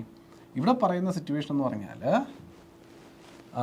സമ്മർ സീസണിൽ നൈട്രജൻ ഡയോക്സൈഡും മീഥൈനും ക്ലോറിൻ മോണോക്സൈഡും ക്ലോറിനും ഒക്കെ ആയിട്ട് റിയാക്ട് ചെയ്തിട്ട് ക്ലോറിൻ സിങ്കുകൾ ക്രിയേറ്റ് ചെയ്യും. അതായത് ക്ലോറിനെ ഫ്രീ ആയിട്ട് നമ്മുടെ അന്തരീക്ഷത്തിലേക്ക് വിടാണ്ട് പിടിച്ചു നിർത്തുന്നതാണ് പറയുന്നത്. അത് ഓസോൺ ഡിപ്ലീഷനെ പ്രിവെൻറ്റ് ചെയ്യുന്നൊരു സിറ്റുവേഷനാണ്. പക്ഷേ വിൻ്റർ സീസണുകളിൽ special type of clouds called polar stratospheric clouds are formed over Antarctica. ശരിയാണ്, നമ്മൾ പഠിച്ചിട്ടുണ്ട്. പോളാർ റീജിയനുകളിൽ മാത്രം കണ്ടുവരുന്ന പിന്നെ പ്രൈമറിലി പോളാർ റീജിയനുകളിലോട്ട് പോകുമ്പോൾ കണ്ടുവരുന്ന ക്ലൗഡുകളാണ് ഈ പോളാർ സ്ട്രാറ്റോസ്ഫെറിക് ക്ലൗഡ്സ്. സ്ട്രാറ്റോസ്ഫിയറിൽ കാണപ്പെടുന്ന ക്ലൗഡുകളാണ്. These clouds provide a surface on which the chlorine nitrate formed gets hydrolyzed to form hypochlorous acid. അപ്പോൾ ഇത് ക്ലൗഡാണല്ലോ. പോളാർ സ്ട്രാറ്റോസ്ഫെറിക് ക്ലൗഡുകൾ ഫോം ചെയ്യുന്ന തണുത്ത കാലത്ത് ഫോം ചെയ്യുമ്പോൾ ഇവിടെ ഈ ക്ലോറിൻ നൈട്രേറ്റ് ഈ ക്ലൗഡുമായിട്ട് റിയാക്ട് ചെയ്തിട്ട് വെള്ളവുമാകും. ക്ലൗഡ് മീൻസ് അതിനകത്ത് വെള്ളത്തിൻ്റെ അംശമുണ്ട്. അപ്പോൾ അത് ഹൈഡ്രോലൈസ് ചെയ്യപ്പെടും, വെള്ളമായിട്ട് മിക്സ് ചെയ്യപ്പെടും. അപ്പോൾ ക്ലോറിൻ നൈട്രേറ്റ് വെള്ളവുമായിട്ട് മിക്സ് ചെയ്യപ്പെട്ട് ഹൈപ്പോക്ലോറസ് ആസിഡ് ഉണ്ടാവും. എന്തുണ്ടാവും? Hypochlorous acid. And it also react with hydrogen chloride produced to give molecular chlorine. ഇത് അവിടെ ഉള്ള ഹൈഡ്രജൻ ക്ലോറൈഡുമായിട്ട് കൂടി റിയാക്ട് ചെയ്ത് എന്ത് ക്രിയേറ്റ് ചെയ്യുന്നു? Chlorine molecules. മോളിക്കുലാർ ക്ലോറിനെ ക്രിയേറ്റ് ചെയ്യുന്നു. ക്ലോറിൻ മോളിക്യൂൾസിനെ ക്രിയേറ്റ് ചെയ്യുന്നു. പ്രശ്നമായല്ലോ, സ്ട്രാറ്റോസ്ഫിയറിൽ ക്ലോറിൻ മോളിക്യൂൾസ് ക്രിയേറ്റ് ആയ സിറ്റുവേഷൻ. അപ്പോൾ വിൻ്ററിൽ എന്ത് സംഭവിക്കും? ഇവിടെ വിൻ്ററിൽ ഇങ്ങനെ സ്ട്രാറ്റോസ്ഫെറിക് ക്ലൗഡ്സിൻ്റെ ഫോർമേഷൻ കാരണം അവിടെ ശരിക്കും പറഞ്ഞാൽ ഈ പോളാർ സ്ട്രാറ്റോസ്ഫെറിക് ക്ലൗഡ്സ് ഫോം ചെയ്തത് കൊണ്ടാണ് ഇതിനൊരു സർഫസ് കിട്ടിയത്. ശരിക്കും പറഞ്ഞാൽ അല്ലെങ്കിൽ ഹൈപ്പോക്ലോറസ് ആസിഡായിട്ട് മാറാനും അത് ഹൈഡ്രജൻ ക്ലോറൈഡുമായിട്ട് റിയാക്ട് ചെയ്ത് മോളിക്കുലാർ ക്ലോറിൻ ഉണ്ടാകാനുള്ളൊരു പോസിബിലിറ്റി ക്രിയേറ്റ് ചെയ്തത് പോളാർ സ്ട്രാറ്റോസ്ഫെറിക് ക്ലൗഡ്സ് ആണ്. അതുകൊണ്ടാണ് ഈ ഒരു സാഹചര്യം ഉള്ളത് കൊണ്ടാണ് വിൻ്റർ സീസണുകളിൽ കൂടുതൽ വിള്ളലുകൾ നമുക്കിവിടെ കാണാൻ സാധിക്കുക, പോളാർ മേഖലയിൽ കാണാനായിട്ട് സാധിക്കുക എന്നുകൂടി അറിഞ്ഞിരിക്കുക. ക്ലിയർ അല്ലേ? റൈറ്റ്. ഇതാണ് നമ്മുടെ പോളാർ സ്ട്രാറ്റോസ്ഫെറിക് ക്ലൗഡ്സിൻ്റെ റോള് എന്തിനകത്ത്? നമ്മുടെ ഓസോൺ ലെയറിൻ്റെ ഡിപ്ലീഷനകത്ത് അവന്മാരുടെ റോള് എന്ന് ഓർത്തിരിക്കുക. ക്ലിയർ? യെസ്. എന്താണ് നിങ്ങൾ ഈ കാണുന്നത്? ഒരു സിറ്റി. ആ സിറ്റിയിൽ ഒരുപാട് പുകപടലങ്ങൾ നിൽക്കുന്നത് കാണാൻ പറ്റുന്നുണ്ടല്ലേ? സിറ്റി നിറയെ പുകയാണ്. ഒന്നുകിൽ മഞ്ഞായിരിക്കാം, വെളുപ്പിനെ ഉള്ളൊരു സാഹചര്യത്തിലെ ചിത്രമായിരിക്കും. അങ്ങനെയാണെങ്കിൽ അത് മഞ്ഞായിരിക്കും. അതല്ലാന്നുണ്ടെങ്കിൽ പുകപടലങ്ങളായിരിക്കും. അന്തരീക്ഷ മലിനീകരണത്തിൽ വളരെയധികം ചർച്ച ചെയ്യപ്പെട്ടുകൊണ്ടിരിക്കുന്ന ഒരു ആധുനിക വിഷയമാണ് സ്മോഗ് എന്ന് പറയുന്നത്. സ്മോഗ് എന്ന് പറഞ്ഞാൽ ചുരുക്കി പറഞ്ഞാൽ സ്മോക്ക് പ്ലസ് ഫോഗ്. ഫോഗ് ഒരു പ്രസിപ്പിറ്റേഷൻ രീതിയാണല്ലോ, അന്തരീക്ഷത്തിൽ മഞ്ഞിൻ്റെ ഒരു പ്രസൻസ് ഉണ്ടാകുന്ന സീരീസ് ഫോഗ്. സ്മോക്ക് എന്നാൽ ഒരു നാച്ചുറൽ ഫിനോമിനല്ല, മനുഷ്യൻ ക്രിയേറ്റ് ചെയ്യുന്നതാണ്. സ്മോക്ക് പല കാരണങ്ങളാൽ സ്മോക്ക് ക്രിയേറ്റ് ചെയ്യാം. ഭക്ഷണം പാകം ചെയ്യുന്നതിന് വേണ്ടിയിട്ട് അടുപ്പ് കൂട്ടി പാകം ചെയ്യുന്ന സമയത്ത് സ്മോക്ക് ഉണ്ടാവും. ഇൻഡസ്ട്രിയൽ പ്രവർത്തനങ്ങൾ നടക്കുന്ന സമയത്ത് സ്മോക്ക് ഉണ്ടാവും. ബേണിംഗ് നടക്കുന്ന സമയത്ത് സ്മോക്ക് ഉണ്ടാവും. വാഹനങ്ങൾ ഉപയോഗിക്കുന്ന സമയത്ത് സ്മോക്ക് ഉണ്ടാവും. ആൾക്കാർ സ്മോക്ക് ചെയ്യുന്ന സമയത്ത് സ്മോക്ക് ഉണ്ടാവും അല്ലേ? വൈകുന്നേരങ്ങളിൽ, സന്ധ്യാനേരങ്ങളിൽ കൊതുകിൻ്റെ ശല്യം രൂക്ഷമാകുന്ന സമയത്ത് വീടുകളിൽ അമ്മമാർ ചെയ്യുന്ന ഈ നമ്മുടെ തെങ്ങിൻ്റെ നാളികേരത്തിൻ്റെ ഇതുണ്ടല്ലോ, എന്താണ് അതിൻ്റെ പറയുന്നത്, പുറംതോട്, നമ്മുടെ തൊണ്ട്. ആ തൊണ്ടിനകത്ത് ചകിരി വെച്ച് പോയിക്കുന്ന സമയത്ത് ഉണ്ടാകുന്നതും സ്മോക്ക് തന്നെയാണ്. അപ്പോൾ ഇതെല്ലാം സ്മോക്ക് അപ്പം മോസ്റ്റ് പ്രോബബ്ലി സ്മോക്ക് മാൻമെയ്ഡാണ്. നാച്ചുറൽ സ്മോക്കും ഉണ്ട്. വോൾക്കാനിക് പർവ്വതങ്ങളിലൊക്കെ നമ്മൾ നോക്കിക്കഴിഞ്ഞാൽ അത് സ്മോക്ക് ചെയ്തുകൊണ്ടിരിക്കുന്ന കാണാൻ പറ്റും. അത് നാച്ചുറലി ഉണ്ടാകുന്നതാണ്. ഗെയ്സറുകളിലും ഹോട്ട് സ്പ്രിങ്ങുകളിലും പോകുന്ന സമയത്ത് അവിടെ നിന്ന് സ്മോക്ക് ഉണ്ടാകുന്നത് കാണാൻ സാധിക്കുന്നുണ്ട്. അപ്പോൾ ഇങ്ങനെ നാച്ചുറലി സ്മോക്ക് ഉണ്ടാകുന്ന സിറ്റുവേഷൻസും ഉണ്ട്, ആർട്ടിഫിഷ്യൽ ആയിട്ടുള്ള സിറ്റുവേഷൻസും ഉണ്ട്. കൂടുതലും ആർട്ടിഫിഷ്യലാണ് തന്നെ. നമുക്ക് ഊർജ്ജോൽപാദനം വേണം എന്നുള്ളതുകൊണ്ട് ബേണിംഗ് എന്ന് പറയുന്ന പ്രോസസ്സിൻ്റെ ഭാഗമായിട്ട് സ്മോക്ക് ഉണ്ടാകും. ഇൻകംപ്ലീറ്റ് ആയിട്ടുള്ള കമ്പഷൻ എന്ന് പറയുന്ന പ്രോസസ്സ് നടക്കുകയാണെങ്കിൽ വേണ്ടുവോളം സ്മോക്ക് ഉണ്ടാകും. വാഹനങ്ങളിൽ നിന്ന് ഒരുപാട് പുക പുറന്തള്ളപ്പെടുന്നുവെങ്കിലും അർത്ഥം അതാണ്, ഇൻകംപ്ലീറ്റ് കമ്പഷനാണ്. പൂർണ്ണമായി നിങ്ങളുടെ സിലിണ്ടറിനുള്ളിൽ പെട്രോള് കത്തി തീയായി മാറുന്നില്ല, പകുതി ഇന്ധനവും പുകയായി മാറുന്നു എന്ന് പറയുമ്പോൾ അത് ഇന്ധനക്ഷമതയെ ബാധിക്കുന്ന കാര്യവുമാണ്. അപ്പോൾ എഞ്ചിൻ പണിയായ വണ്ടിയാണ് നല്ല പുകയായിട്ട് പോകാമെന്ന് പറയാൻ പറ്റും. സിമ്പിൾ ലോജിക്കാണ്, സിമ്പിൾ ഫിസിക്സ് ആണ്. എന്നിരുന്നാലും എന്തൊക്കെയായാലും നമുക്ക് സ്മോഗ് എന്ന് പറയുന്ന ഈ ഒരു പൊല്യൂഷൻ രീതിയെ പറ്റി ഒന്ന് പരിശോധിക്കേണ്ടതുണ്ട്. അപ്പം ഞാൻ ചുരുക്കത്തിൽ പറഞ്ഞ പോലെ smog is formed by the combination of smoke and fog. Fog സ്മോക്കുമായി കൂടി ചേർപ്പെടുമ്പോൾ ഉണ്ടാകുന്ന സിറ്റുവേഷനാണ് സ്മോഗ് എന്ന് പറയുക. വിസിബിലിറ്റീനെയും മറ്റുമൊക്കെ നല്ലപോലെ ബാധിക്കുന്ന, ചുറ്റുമുള്ള വസ്തുക്കളെ പ്രോപ്പറായി കാണാൻ പറ്റാത്ത രീതിയിൽ നിലനിൽക്കുന്ന പെർസിസ്റ്റൻ്റ് ആയിട്ടുള്ളൊരു ഒരു വിഷൻ ബ്ലീച്ച് ചെയ്യപ്പെടുന്ന സിറ്റുവേഷനാണ് സ്മോഗ് ഉണ്ടാവുക. ഇത് എന്തുകൊണ്ടാണ് ഞാൻ പ്രസക്തമാണ്, ഇമ്പോർട്ടൻ്റ് ആണെന്നൊക്കെ പറഞ്ഞതെന്ന് വെച്ചാൽ, നമ്മുടെ ഇന്ത്യ മഹാരാജ്യത്തെ ഇന്ത്യയുടെ ക്യാപിറ്റൽ സിറ്റി ആയിട്ടുള്ള ന്യൂഡൽഹി. ഇപ്പോൾ ന്യൂഡൽഹി കഴിഞ്ഞ വിൻ്റർ സീസണുകളിൽ പോലും എയർ ക്വാളിറ്റി ഇൻഡെക്സ് വളരെയധികം താഴെ പോയ സാഹചര്യം നമ്മൾ കണ്ടിട്ടുണ്ട്. ഇഷ്ടം മാതിരിയാണ്, സ്മോഗാണ്. ഈ നമ്മൾ വിചാരിക്കുന്നത് ചിലപ്പോൾ വെളുപ്പിന് 5 മണിക്കും 6 മണിക്കും ഒക്കെ സഞ്ചരിക്കും, ഡൽഹിയിലൂടെ സഞ്ചരിക്കും, വിചാരിക്കും ഇത് ഫോഗാണെന്ന് വിചാരിക്കും. പൂർണ്ണമായിട്ട് ഫോഗല്ല, അത് സ്മോഗാണ്. ശ്വസിച്ചാൽ നിരന്തരം ശ്വസിച്ചാൽ നമ്മുടെ ശ്വാസകോശ സംബന്ധമായിട്ടുള്ള അസുഖങ്ങൾ ഉണ്ടാവാൻ സാധ്യതയുള്ള സ്മോഗ്. പൊല്യൂഷൻ്റെ അതിപ്രസരമാണ് അതിന് കാരണം. ഡൽഹി എന്ന മെട്രോപൊളിറ്റൻ സിറ്റി രാജ്യ തലസ്ഥാനത്തിന് സ്വാഭാവികമായിട്ടും അതിൻ്റേതായ കൂടുതൽ ട്രാഫിക്കും വാഹന ഗതാഗതവും ഇൻഡസ്ട്രിയൽ ആക്ടിവിറ്റികളും വേസ്റ്റ് ജനറേഷനും ഒക്കെ ഉള്ളതുകൊണ്ട് തന്നെ സ്മോഗിനുള്ള പോസിബിലിറ്റി കൂടുതൽ. അത് വേണ്ടുവോളം കാണാനുമുണ്ട്. അത് കുറയ്ക്കുന്നതിന് വേണ്ടിയിട്ടാണ് ഡൽഹി സർക്കാരും അതുപോലെ കേന്ദ്ര സർക്കാരും ഒക്കെ തന്നെയും വാഹനങ്ങളിൽ പോലും വൈദ്യുതീകരിക്കപ്പെട്ടിരിക്കുന്ന വാഹനങ്ങൾ പരമാവധി ഉപയോഗിക്കുന്നതിനും പ്രൈവറ്റ് വാഹനങ്ങൾ പരമാവധി കുറച്ച് ഉപയോഗിക്കുന്നതിനൊക്കെ വേണ്ടിയിട്ടുള്ള ആഹ്വാനങ്ങൾ ചെയ്തിട്ടുണ്ടായിരുന്നതുമൊക്കെ. എനിഹൗ വലിയ രീതിയിലൊന്നും അത് ലക്ഷ്യം കാണുന്നതായിട്ട് നമ്മൾ കാണുന്നില്ല. എന്നിരുന്നാലും smog is generally formed by the accumulation of more greenhouse gases including nitrogen and sulfur oxide. The major contributors to the formation of smog are automobile and industrial emissions, agricultural fires, natural forest fire and the reaction of these chemicals among themselves. ഇതെല്ലാം primary കാരണങ്ങളാണ്. നമ്മൾ പറയുന്ന automobile എക്സോസ്റ്റിൽ നിന്ന് ഉണ്ടാകുന്ന പുക, industrial എക്സോസ്റ്റിൽ നിന്നുണ്ടാകുന്ന പുക, നാച്ചുറലായിട്ടുള്ള എന്താ പറയുക ഫോറസ്റ്റ് ഫയറുകളിൽ നിന്നും അഗ്രികൾച്ചറൽ ഫയറുകളിൽ നിന്നും സ്റ്റബിൾ ബേണിംഗ് പോലുള്ള പ്രോസസ്സുകളിൽ നിന്നും ഉണ്ടാകുന്ന പുക, ഇതെല്ലാം അന്തരീക്ഷത്തിലേക്ക് തന്നെയല്ലേ പോകുന്നത്. അപ്പോൾ ഈ അന്തരീക്ഷത്തിലേക്ക് പോകുന്ന ഈ പുക എല്ലാം ഏതെങ്കിലും ഫോഗുമായിട്ട് കൂടിക്കലരപ്പെട്ട് പിന്നെ നിലനിൽക്കുന്ന സാഹചര്യം വരും. നമുക്കൊരു വാട്ടർ ബബിളിനകത്ത്, ഒരു സോപ്പിൻ്റെ ബബിളിനകത്ത് നമുക്ക് സ്മോക്ക് ഫില്ല് ചെയ്ത് വെക്കാൻ പറ്റും. നിങ്ങൾ ചില വിഷ്വൽസിലോ യൂട്യൂബിൽ മാജിക്കിലൊക്കെ കണ്ടിട്ടുണ്ടാവില്ലേ, ചിലരുടെ ചില എന്താ പറയുക ഷോ അല്ലേ, ചില ഷോ ഒക്കെ സ്റ്റേജ് ഷോസ് ഒക്കെ ഉണ്ടാകുന്ന സമയത്തൊക്കെ ഇത് കാണിച്ചിട്ടുണ്ടാകും. ചിലർ ഈ ബബിൾ മാജിക്കുകൾ അല്ലെങ്കിൽ ബബിൾ വെച്ചിട്ട് കുറേ പരിപാടികൾ കാട്ടിക്കൂട്ടുന്ന ആൾക്കാരൊക്കെ ഒരു ബബിളൊക്കെ ഉണ്ടാക്കിയിട്ട് ആ ബബിളിനകത്തേക്ക് ചെറിയ രീതിയിൽ സ്മോക്കൊക്കെ കടത്തി വിട്ട് കഴിഞ്ഞാൽ ആ ബബിളിനകത്ത് ആ സ്മോക്ക് ഇങ്ങനെ നിലനിൽക്കും.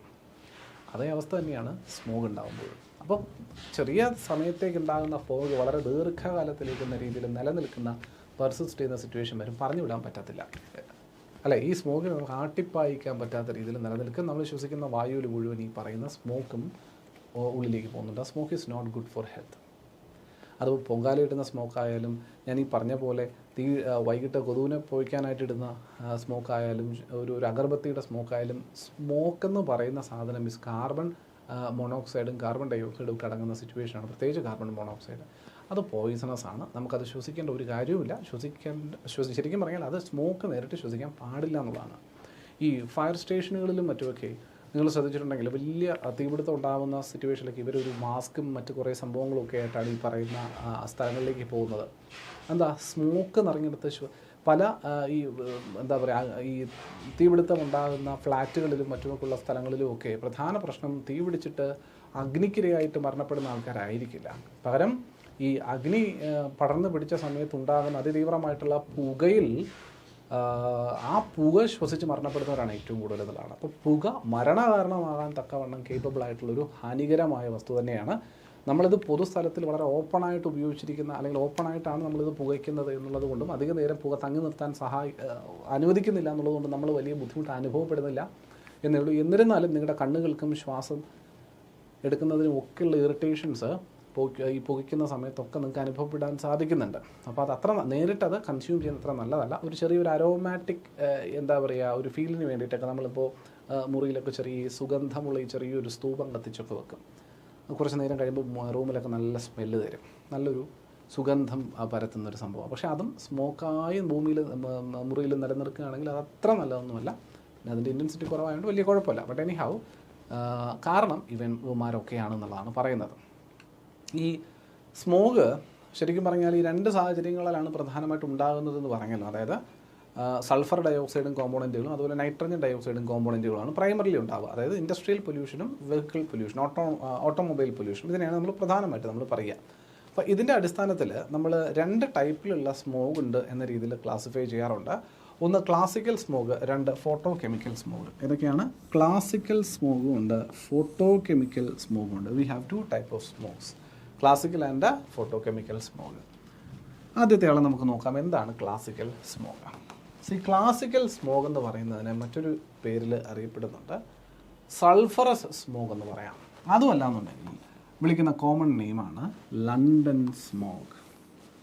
നിങ്ങൾ ഈ പുക കാര്യമായിട്ട് ജനറേറ്റ് ചെയ്യപ്പെടുന്ന സാഹചര്യങ്ങളുടെ ഒരു ഹിസ്റ്ററി പരിശോധിച്ചാൽ നമുക്ക് ഏറെക്കുറെ ചെന്നെത്താൻ പറ്റുന്നത് ഒരു സിറ്റുവേഷനിലേക്കാണ്. എന്താണ് IR? Yes, someone must have said it. Industrial revolution. ശരിയല്ലേ? നിങ്ങൾ ചരിത്രത്തിൽ പഠിക്കുന്നതാണ്, കണക്ഷനുണ്ട് ജോഗ്രഫിയുമായിട്ട്. ഇൻഡസ്ട്രിയൽ റവല്യൂഷൻ എന്ന് പറയുന്ന ഒരു സാഹചര്യം ഉടലെടുക്കുന്നത് ലണ്ടനിലാണ്. ശരിയല്ലേ? IR ഇൻഡസ്ട്രിയൽ റവല്യൂഷൻ തുടങ്ങിയത് ലണ്ടനിലാണ്, സ്റ്റീം എഞ്ചിൻ്റെ കണ്ടുപിടുത്തത്തോടുകൂടി. അങ്ങനെ ലണ്ടനിൽ കാര്യമായിട്ട് ഇൻഡസ്ട്രിയലൈസേഷൻ നടക്കുമ്പോൾ അന്ന് ഈ മെഷീനുകൾ പ്രവർത്തിപ്പിക്കാനായിട്ട് ഊർജ്ജം വേണം. ഊർജ്ജം ഉണ്ടാക്കാനായിട്ട് ചെയ്തുകൊണ്ടിരിക്കുന്നത് കൽക്കരി കത്തിക്കുക എന്ന് പറയുന്ന പ്രവൃത്തിയാണ്, കോൾ ബേണിംഗ്. ഊർജ്ജത്തിനായി അന്ന് ചെയ്തുകൊണ്ടിരുന്ന പരിപാടി കോൾ ബേണിംഗ് ആണ്, കൽക്കരി കത്തിക്കുകയാണ്. ടൺ കണക്കിന് കൽക്കരി കൂട്ടിയിട്ട് കത്തിച്ച് ഇൻഡസ്ട്രികൾ നാനാഭാഗങ്ങളിലും കാര്യമായിട്ട് പ്രവർത്തനം നടത്തി ഇഷ്ടം പോലെ ടൺ കണക്കിന് പുകയൊക്കെ. അന്ന് നിങ്ങൾ ഈ ഇൻഡസ്ട്രിയൽ റവല്യൂഷൻ കാലഘട്ടത്തിൽ ലണ്ടൻ്റെ ചിത്രങ്ങൾ നോക്കിയാൽ മൊത്തത്തിലൊരു കരിപുരണ്ട അവസ്ഥയാണ്. കൽക്കരിയുടെ കരിയാണ് അവിടെ പുരണ്ടതായിട്ട് കാണാൻ പറ്റുന്നത്. കാര്യം ഇതാണ്. അങ്ങനെ ഈ സ്മോഗ് എന്ന സിറ്റുവേഷൻ ആദ്യമായി പ്രത്യക്ഷപ്പെടുന്നത് ലണ്ടനിലാണ് എന്നതിൻ്റെ അടിസ്ഥാനത്തിലാണ് ഇതിന് ലണ്ടൻ സ്മോഗ് എന്ന രീതിയിലും വിശേഷണം വരുന്നത്. ആരെ? ക്ലാസിക്കൽ സ്മോഗിനെ, സൾഫർ സ്മോഗിനെ. Sulfur smoke results from a high concentration of sulfur oxides in the air and is caused by the use of sulfur-bearing fossil fuels. Sulfur-bearing fossil fuels, particularly coal. ശരിയല്ലേ? അപ്പോൾ കൽക്കരിയിലടങ്ങുന്ന സൾഫറിൻ്റെ content സൾഫറിൻ്റെ അതിപ്രസരം മൂലം ഫോഗിലേക്ക് smoke, sulphur oxides അടങ്ങുന്ന smoke mix ചെയ്യപ്പെട്ടുണ്ടാകുന്ന smog ആയതുകൊണ്ടാണ് ഇതിനെ സൾഫറസ് സ്മോഗ് എന്നും വിളിക്കുന്നത്. അപ്പോൾ ക്ലാസിക്കൽ സ്മോഗ് അഥവാ സൾഫറസ് സ്മോഗ് അഥവാ ലണ്ടൻ സ്മോഗ് വളരെ ഇമ്പോർട്ടൻ്റ് ആണ്. ക്ലാസിക്കൽ സ്മോഗിൻ്റെ connection sulphur oxides. Classical smog connect ചെയ്യേണ്ട ആരുമായിട്ടാണ്? സൾഫർ ഓക്സൈഡ്സുമായിട്ടാണ്. എന്താണ് ക്ലാസിക്കൽ സ്മോഗിൻ്റെ പ്രത്യേകത? അതിനെ മറ്റൊരു പേരിൽ അറിയപ്പെടും. എന്താണത്? London smog. എന്തെന്നറിയപ്പെടും? London smog. This type of smoke is aggravated by dampness and a high concentration of suspended particulate matter in air. ഈ സ്മോഗ് കൂടുതൽ അപകടകാരിയാകും എപ്പോൾ? അന്തരീക്ഷത്തിൽ ഡാംപ്നെസ്സോ അല്ലെങ്കിൽ സസ്പെൻഡഡ് പാർട്ടിക്കിൾസിൻ്റെയോ ഒക്കെ അളവ് കൂടുതലുണ്ടെങ്കിൽ, അതായത് പൊടിപടലങ്ങളും മറ്റുമൊക്കെ അന്തരീക്ഷത്തിൽ കൂടുതലുണ്ടെങ്കിലും അന്തരീക്ഷത്തിലെ ഹ്യൂമിഡിറ്റി കൂടുതലുണ്ടെങ്കിലും ഈ രണ്ട് സാഹചര്യത്തിലും ക്ലാസിക്കൽ സ്മോഗ് കൂടുതൽ സീരിയസ് ആകാനുള്ള പോസിബിലിറ്റിയാണ് പറയുന്നത് എന്നാണ് മനസ്സിലാക്കുക. ക്ലിയർ ആണോ? കോൾഡ് വെതർ സ്മോഗ് എന്ന് ക്ലാസിക്കൽ സ്മോഗിനെ വിശേഷിപ്പിക്കാറുണ്ട്. എന്ന് വിശേഷിപ്പിക്കും കോൾഡ് വെതർ സ്മോഗ്. സമ്മറിൽ കാണുന്ന സ്മോഗിനെ ഞാൻ കാണിച്ചു തരാം. ഇത് കോൾഡ് വെതർ സ്മോഗാണ്, ക്ലാസിക്കൽ സ്മോഗ്. ഇതെല്ലാം ഇമ്പോർട്ടൻ്റ് ആണ്. ഇതിനപ്പുറം നിങ്ങൾക്ക് ഒരു സാധനം പരീക്ഷ ചോദിച്ചിട്ടില്ല. ഇത് ഇത്രയും നിങ്ങൾ സ്മോഗുമായിട്ട് ബന്ധപ്പെട്ട് പഠിച്ചിട്ടുണ്ടാവണം. ക്ലാസിക്കൽ സ്മോഗുമായിട്ട് ബന്ധപ്പെട്ട് ഇത്രയും നിങ്ങൾക്ക് അറിയാമെങ്കിൽ, ഇത് ഓർമ്മയുണ്ടെങ്കിൽ നിങ്ങൾ ഉറപ്പായിട്ടും ഈ ഒരു സ്മോഗുമായി ബന്ധപ്പെട്ട ചോദ്യം വന്നാൽ നിങ്ങൾ എഴുതിയിരിക്കും. ഇതുവരെ ചോദിച്ച ചോദ്യങ്ങൾ ബേസ് ചെയ്തിട്ടാണ് ഞാൻ ഈ പറയുന്നത്. ക്ലിയർ? റൈറ്റ്. ഇനി ഒരാളും കൂടിയല്ലേ, ഫോട്ടോ കെമിക്കൽ സ്മോഗ്. ആരാണ് photo chemical smog? Photo chemical സ്മോഗിന് വിളിക്കുന്ന മറ്റൊരു പേരാണ് Los Angeles smog. Los Angeles എവിടെയാണ്? United States of America. Los Angeles എവിടെയാണ്? അമേരിക്കയിലാണ്. ലണ്ടനിൽ ഒരുപാട് ഇൻഡസ്ട്രികൾ തീതുപ്പിയപ്പോൾ USA ഒരുപാട് വാഹനങ്ങളാണ് തീതുപ്പിയത് അല്ലെങ്കിൽ പുക തുപ്പിയത് എന്നാലോചിച്ചാൽ മതി, vehicles. So photochemical smoke occurs most prominently in urban areas that have a large number of automobiles which is subsequently throwing off nitrogen oxides in the air. Classical സ്മോഗിൻ്റെ കാര്യത്തിൽ ഏത് ഓക്സൈഡ് ആയിരുന്നു പ്രശ്നക്കാരൻ? സൾഫർ ഓക്സൈഡ് ആയിരുന്നു പ്രശ്നക്കാരൻ. Photo chemical സ്മോഗിൻ്റെ കാര്യത്തിലോ അവിടെ nitrogen ഓക്സൈഡാണ് പ്രശ്നക്കാരൻ. അതുകൊണ്ട് തന്നെ ഇത് വാഹനങ്ങളിൽ നിന്നുള്ള എക്സോസ്റ്റിൻ്റെ റിസൾട്ടൻ്റ് ആയിട്ടാണ് നമ്മൾ ഫോട്ടോ കെമിക്കൽ സ്മോഗ് കാണുക. പ്രധാനമായിട്ടും മറ്റൊരു പേരിൽ വിളിക്കും loss Angeles smog. See, the photochemical smog forms when pollutants such as nitrogen oxide and organic compounds react together in the presence of sunlight. കണ്ടോ? ആരുടെ പ്രസൻസിലാണ്? സൺലൈറ്റിൻ്റെ പ്രസൻസിൽ ഫോട്ടോ കെമിക്കൽ സ്മോഗിന് കാരണമാകുന്ന നൈട്രജൻ ഓക്സൈഡ്സും അതുപോലെ മറ്റു ഓർഗാനിക് കോമ്പൗണ്ടുകളും തമ്മിൽ റിയാക്ട് ചെയ്യപ്പെടേണ്ട സാഹചര്യമുണ്ട്. അങ്ങനെ ഉണ്ടാകുന്ന ഓസോൺ ഇത് സെക്കൻഡറി പൊല്യൂഷൻ. അങ്ങനെ ഉണ്ടാകുന്ന ഗ്യാസ് ആണ് ഓസോൺ. പക്ഷേ ഈ ഓസോൺ ഇവിടെ ഇപ്പോൾ എവിടെ ഉണ്ടായത്? ഇത് ട്രോപ്പോസ്ഫിയറല്ല, അന്തരീക്ഷം, നമ്മുടെ ഭൗമോപരിതലത്തിന് അടുത്തുള്ള അന്തരീക്ഷ പാളി. അതിനെ വിളിക്കുന്ന പേര് ട്രോപ്പോസ്ഫിയർ.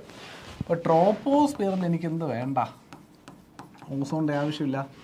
ട്രോപ്പോസ്ഫിയറിൽ O3യുടെ ആവശ്യമില്ല. എവിടെയാണ് വേണ്ടത്? സ്ട്രാറ്റോസ്ഫിയറിൽ വേണം. സ്ട്രാറ്റോസ്ഫിയറിൽ ഇവൻ്റെ ആവശ്യമുണ്ട്, പക്ഷേ ട്രോപ്പോസ്ഫിയറിൽ വേണ്ട. പക്ഷേ ഇവിടെ ഈ നൈട്രജൻ്റെ ഓക്സൈഡ്സ് ഓർഗാനിക് കോമ്പൗണ്ടുമായിട്ട് സൺലൈറ്റിൻ്റെ പ്രസൻസിൽ മിക്സ് ചെയ്യപ്പെട്ടുണ്ടാകുന്ന ആൾ ഓസോൺ ആണ്. In troposphere ozone is A pollutant. Pollutant ആണ്, പോയിസണസ് ആണ്. ഓസോൺ ഉണ്ടായി. ഓക്കെ, നൈട്രജൻ ഡയോക്സൈഡ്, സൺലൈറ്റും ഹൈഡ്രോ കാർബൺസും കൂടെ ചേർന്ന് ഓസോൺ ഉണ്ടായി. ഈ ഓസോൺ ഇവിടെ അപകടകാരിയാണെന്ന് മനസ്സിലാക്കുക. This resulting smoke causes a light brownish coloration of the atmosphere, reduced visibility, plant damage, irritation of the eyes, respiratory distress, all things will occur. ഒരു light brown കളറിൽ ഉള്ളൊരു സ്മോഗായിട്ട് അന്തരീക്ഷത്തിൽ ഇങ്ങനെ നടക്കും. അപ്പോൾ ഇത് ഏത് സമയത്താണ് ഉണ്ടാകുന്നത്? സൺലൈറ്റിൻ്റെ പ്രസൻസിലായത് ഉണ്ടാകുന്നത്. അപ്പോൾ മോസ്റ്റ് പ്രോബബ്ലി ഇത് സമ്മർ സ്മോഗ് എന്ന് വിളിക്കാം. വാം ഡ്രൈ ആയിട്ടുള്ള സണ്ണി ക്ലൈമറ്റിലാണ് ആരുണ്ടാകുന്നത്? ലോസ് ഏഞ്ചലസ് സ്മോഗ് ഉണ്ടാകുന്നതെന്ന് വ്യക്തമാക്കാൻ സാധിക്കും. ഈ ഫോട്ടോ കെമിക്കൽ സ്മോഗിനെ ഓക്സിഡൈസിങ് സ്മോഗ്, ഓക്സിജനുമായിട്ട് റിയാക്ട് ചെയ്യപ്പെടുന്നുണ്ടല്ലോ, ഓക്സിഡൈസിങ് സ്മോഗ്, ഓക്സിജൻ ആഡ് ചെയ്യപ്പെട്ട ഓസോൺ ക്രിയേറ്റ് ചെയ്യപ്പെടുന്നുണ്ടല്ലോ, അപ്പോൾ ഓക്സിഡൈസിങ് സ്മോഗ് എന്ന് വിളിക്കാം. ക്ലാസിക്കൽ സ്മോഗിന് നമുക്ക് റിഡ്യൂസിങ് സ്മോഗ്, റിഡക്ഷൻ എന്ന പ്രോസസ് അവിടെ നടക്കുന്നത്, റിഡ്യൂസിങ് സ്മോഗ് എന്ന രീതിയിലും വിളിക്കാനായിട്ട് സാധിക്കും. എഫക്ട്സ് ഒക്കെ more or less the same. Okay, ഇപ്പോൾ ഹ്യൂമിഡ് ആയിട്ടുള്ള ക്ലൈമറ്റിലാണ്, വിൻ്റർ ക്ലൈമറ്റിലാണ് ക്ലാസിക്കൽ സ്മോഗ് ഉണ്ടാകുന്നതെങ്കിൽ വാമായിട്ടുള്ള ഡ്രൈ ആയിട്ടുള്ള സണ്ണി ക്ലൈമറ്റിലാണ് എന്തുണ്ടാവുക, ഫോട്ടോകെമിക്കൽ സ്മോഗ് ഉണ്ടാവുക എന്ന് നമ്മൾ പഠിച്ചു. ബാക്കിയൊക്കെ സെയിം. ഇവിടെ നൈട്രജൻ്റെ ഓക്സൈഡ്സ്, ഇവിടെ സൾഫറിൻ്റെ ഓക്സൈഡ്സ്. ക്ലിയർ അല്ലേ? സെറ്റാണോ? നിങ്ങൾ ഇത്രയും സ്മോഗിനകത്തുനിന്ന് പഠിച്ചിട്ടുണ്ടെന്നുണ്ടെങ്കിൽ വേറൊന്നും ചോദിക്കാനുള്ള പോസിബിലിറ്റി ഇല്ല. ഇത്രയും കാര്യങ്ങൾ മാത്രമേ ചോദിക്കാറുള്ളൂ. ഇതുവരെ ഇത്രയും കാര്യം ചോദിച്ചിട്ടുള്ളൂ. ഇനിയും അതിനുള്ള സാധ്യതയെ കാണുന്നുള്ളൂ. പിന്നെ ബാക്കിയെല്ലാം ഈ പറഞ്ഞ പോലെ തമ്പുരാൻ അറിയാം അല്ലേ? റൈറ്റ്. ഓക്കേടാ പിള്ളേരെ, മുന്നോട്ട് പോവാം. ആഹാ, വാട്ടർ ബോഡീസിലേക്ക് എത്തുകയാണ് നമ്മൾ പൊല്യൂഷനും കൊണ്ട്. എവിടെയാണ്? യെസ്, വാട്ടർ ബോഡീസിൽ കാണുന്ന പ്രധാനപ്പെട്ട പൊല്യൂഷൻ കുറേ ഉണ്ട്. അതിൽ പ്രധാനപ്പെട്ട പൊല്യൂഷനുകളിൽ ഒന്ന് അസിഡിഫിക്കേഷനാണ്. So increase in the total amount of greenhouse gases in the air has turned most of the world's water bodies acidic. The greenhouse gases mix with rainwater and fall as acid rain, and this leads to the acidification of water bodies. അത് ഒരു കാരണം. Acid rain വഴി water ബോഡിയിൽ മഴയായി കിട്ടുന്നത് acid rain നേരെ വന്ന് water ബോഡിയിലേക്ക് എത്തുന്നത് വെള്ളത്തിൽ അസിഡിഫിക്കേഷൻ കൂട്ടാൻ കാരണമാവും. രണ്ട്, ഇപ്പോൾ ഇൻഡസ്ട്രിയൽ ഏരിയാസിൽ നിന്നും ഫാം ലാൻഡുകളിൽ നിന്നൊക്കെയുള്ള ഈ കെമിക്കൽസ് ഉണ്ടല്ലോ, ആ കെമിക്കൽസ് വാഷ് ഔട്ട് ചെയ്ത് റൺ ഓഫ് വഴി എത്തുന്നത് ഫൈനലി വാട്ടർ ബോഡീസിലോട്ടായിരിക്കുമല്ലോ. അങ്ങനെയും വാട്ടർ ബോഡീസ് അസിഡിക് ആവാനുള്ള പോസിബിലിറ്റി ഉണ്ട്. Also the rain water carries the contaminants along with it and falls it the river, streams and lake, thereby causing their acidification. ഇതാണ് ഞാൻ പറഞ്ഞത്. For example agricultural നമ്മുടെ ഫീൽഡുകളിൽ ഒരുപാട് എന്താ പറയുക പെസ്റ്റിസൈഡ്സും ഒരുപാട് വളവും ഒക്കെ വിതറിയിട്ടിട്ടുണ്ട്. നല്ല മഴ പെയ്യാണ്. മഴ പെയ്യുന്ന സമയത്ത് ഈ ഫീൽഡിലുണ്ടായിരുന്ന വളവും പിന്നെ ഈ പെസ്റ്റിസൈഡ് എല്ലാം കൂടെ വാഷ് ഔട്ട് ചെയ്ത് അതെല്ലാം അടങ്ങുന്ന വെള്ളമാണ് ഈ ഒഴുകി വന്ന് ചെന്ന് ഏതെങ്കിലും ഒരു വാട്ടർ ബോഡിയിലാണല്ലോ ഇത് ഫൈനലി ചെന്ന് എൻഡ് ചെയ്യുക. ആ വാട്ടർ ബോഡി അതോടുകൂടി കണ്ടാമിനേറ്റ് ആവുന്ന സാഹചര്യം ഉണ്ടാകും. വാട്ടർ പൊല്യൂഷൻ വളരെ പ്രധാനമായിട്ട് നമ്മൾ എന്താ പറയുക ഇമ്പോർട്ടൻസ് കൊടുക്കേണ്ട ഒരു കാര്യമാണ്. പലരും ഗവനിക്കാതെ വാട്ടറിനെ പൊല്യൂട്ട് ചെയ്തുകൊണ്ടിരിക്കുകയാണ്. പണ്ട് തൊട്ടേ നമ്മളതിൽ ശീലിച്ചു പോയിട്ടുള്ള കാര്യമാണ് വാട്ടർ പൊല്യൂഷൻ എന്ന് പറയുന്നത്. ശരിയല്ലേ?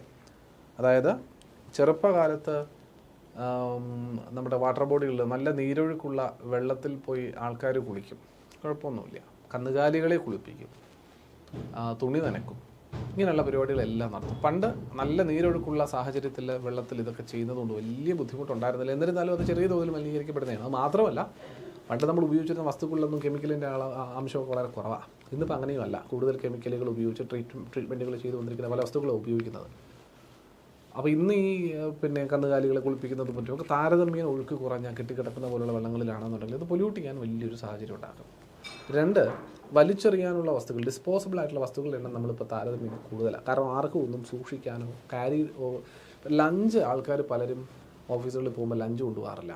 അതിന് പ്രധാനപ്പെട്ട കാരണങ്ങളൊന്ന് പാത്രം കഴുകി തിരികെ കൊണ്ടുപോകാനുള്ള ബുദ്ധിമുട്ട് മാത്രം ആലോചിച്ചിട്ടാണ് നോക്കുന്നത്. വീട്ടിൽ നിന്ന് പലരും ലഞ്ച് കൊണ്ടുപോകാത്തതിൻ്റെ ഒരു കാരണം എന്ന് പറയുന്നത്, ഒന്ന് ഈ പറയുന്ന ലഞ്ച് രാവിലെ എടുത്തുകൊണ്ട് വരുന്നത് ചൂടോടുകൂടി കഴിക്കാൻ പറ്റില്ല, ഒരു പ്രശ്നമുണ്ട്. രണ്ട്, പാത്രം ഇത് ക്യാരി ചെയ്ത് കൊണ്ടുപോകണമല്ലോ. പാത്രം ക്യാരി ചെയ്ത് അങ്ങോട്ട് കൊണ്ടുപോകണം, ക്യാരി ചെയ്ത് ഇങ്ങോട്ട് കൊണ്ടുവരണം. പക്ഷേ നമ്മളൊരു പാക്കറ്റിലുള്ള എന്തെങ്കിലും ഒരു ഭക്ഷണം വാങ്ങിച്ചാൽ കഴിച്ച് കഴിഞ്ഞിട്ട് ആ പാക്കറ്റ് എവിടെയെങ്കിലും വലിച്ചെറിഞ്ഞ് കഴിഞ്ഞാൽ നമുക്ക് ആ ഒരു ബേർഡൻ ഇല്ല. ഇതിനെ സൂക്ഷിക്കേണ്ടതോ എന്താ പറയുക അതിനെ ഹാൻഡിൽ ചെയ്യേണ്ട ഒരു ആവശ്യകത വരുന്നില്ല. We have to less handle things.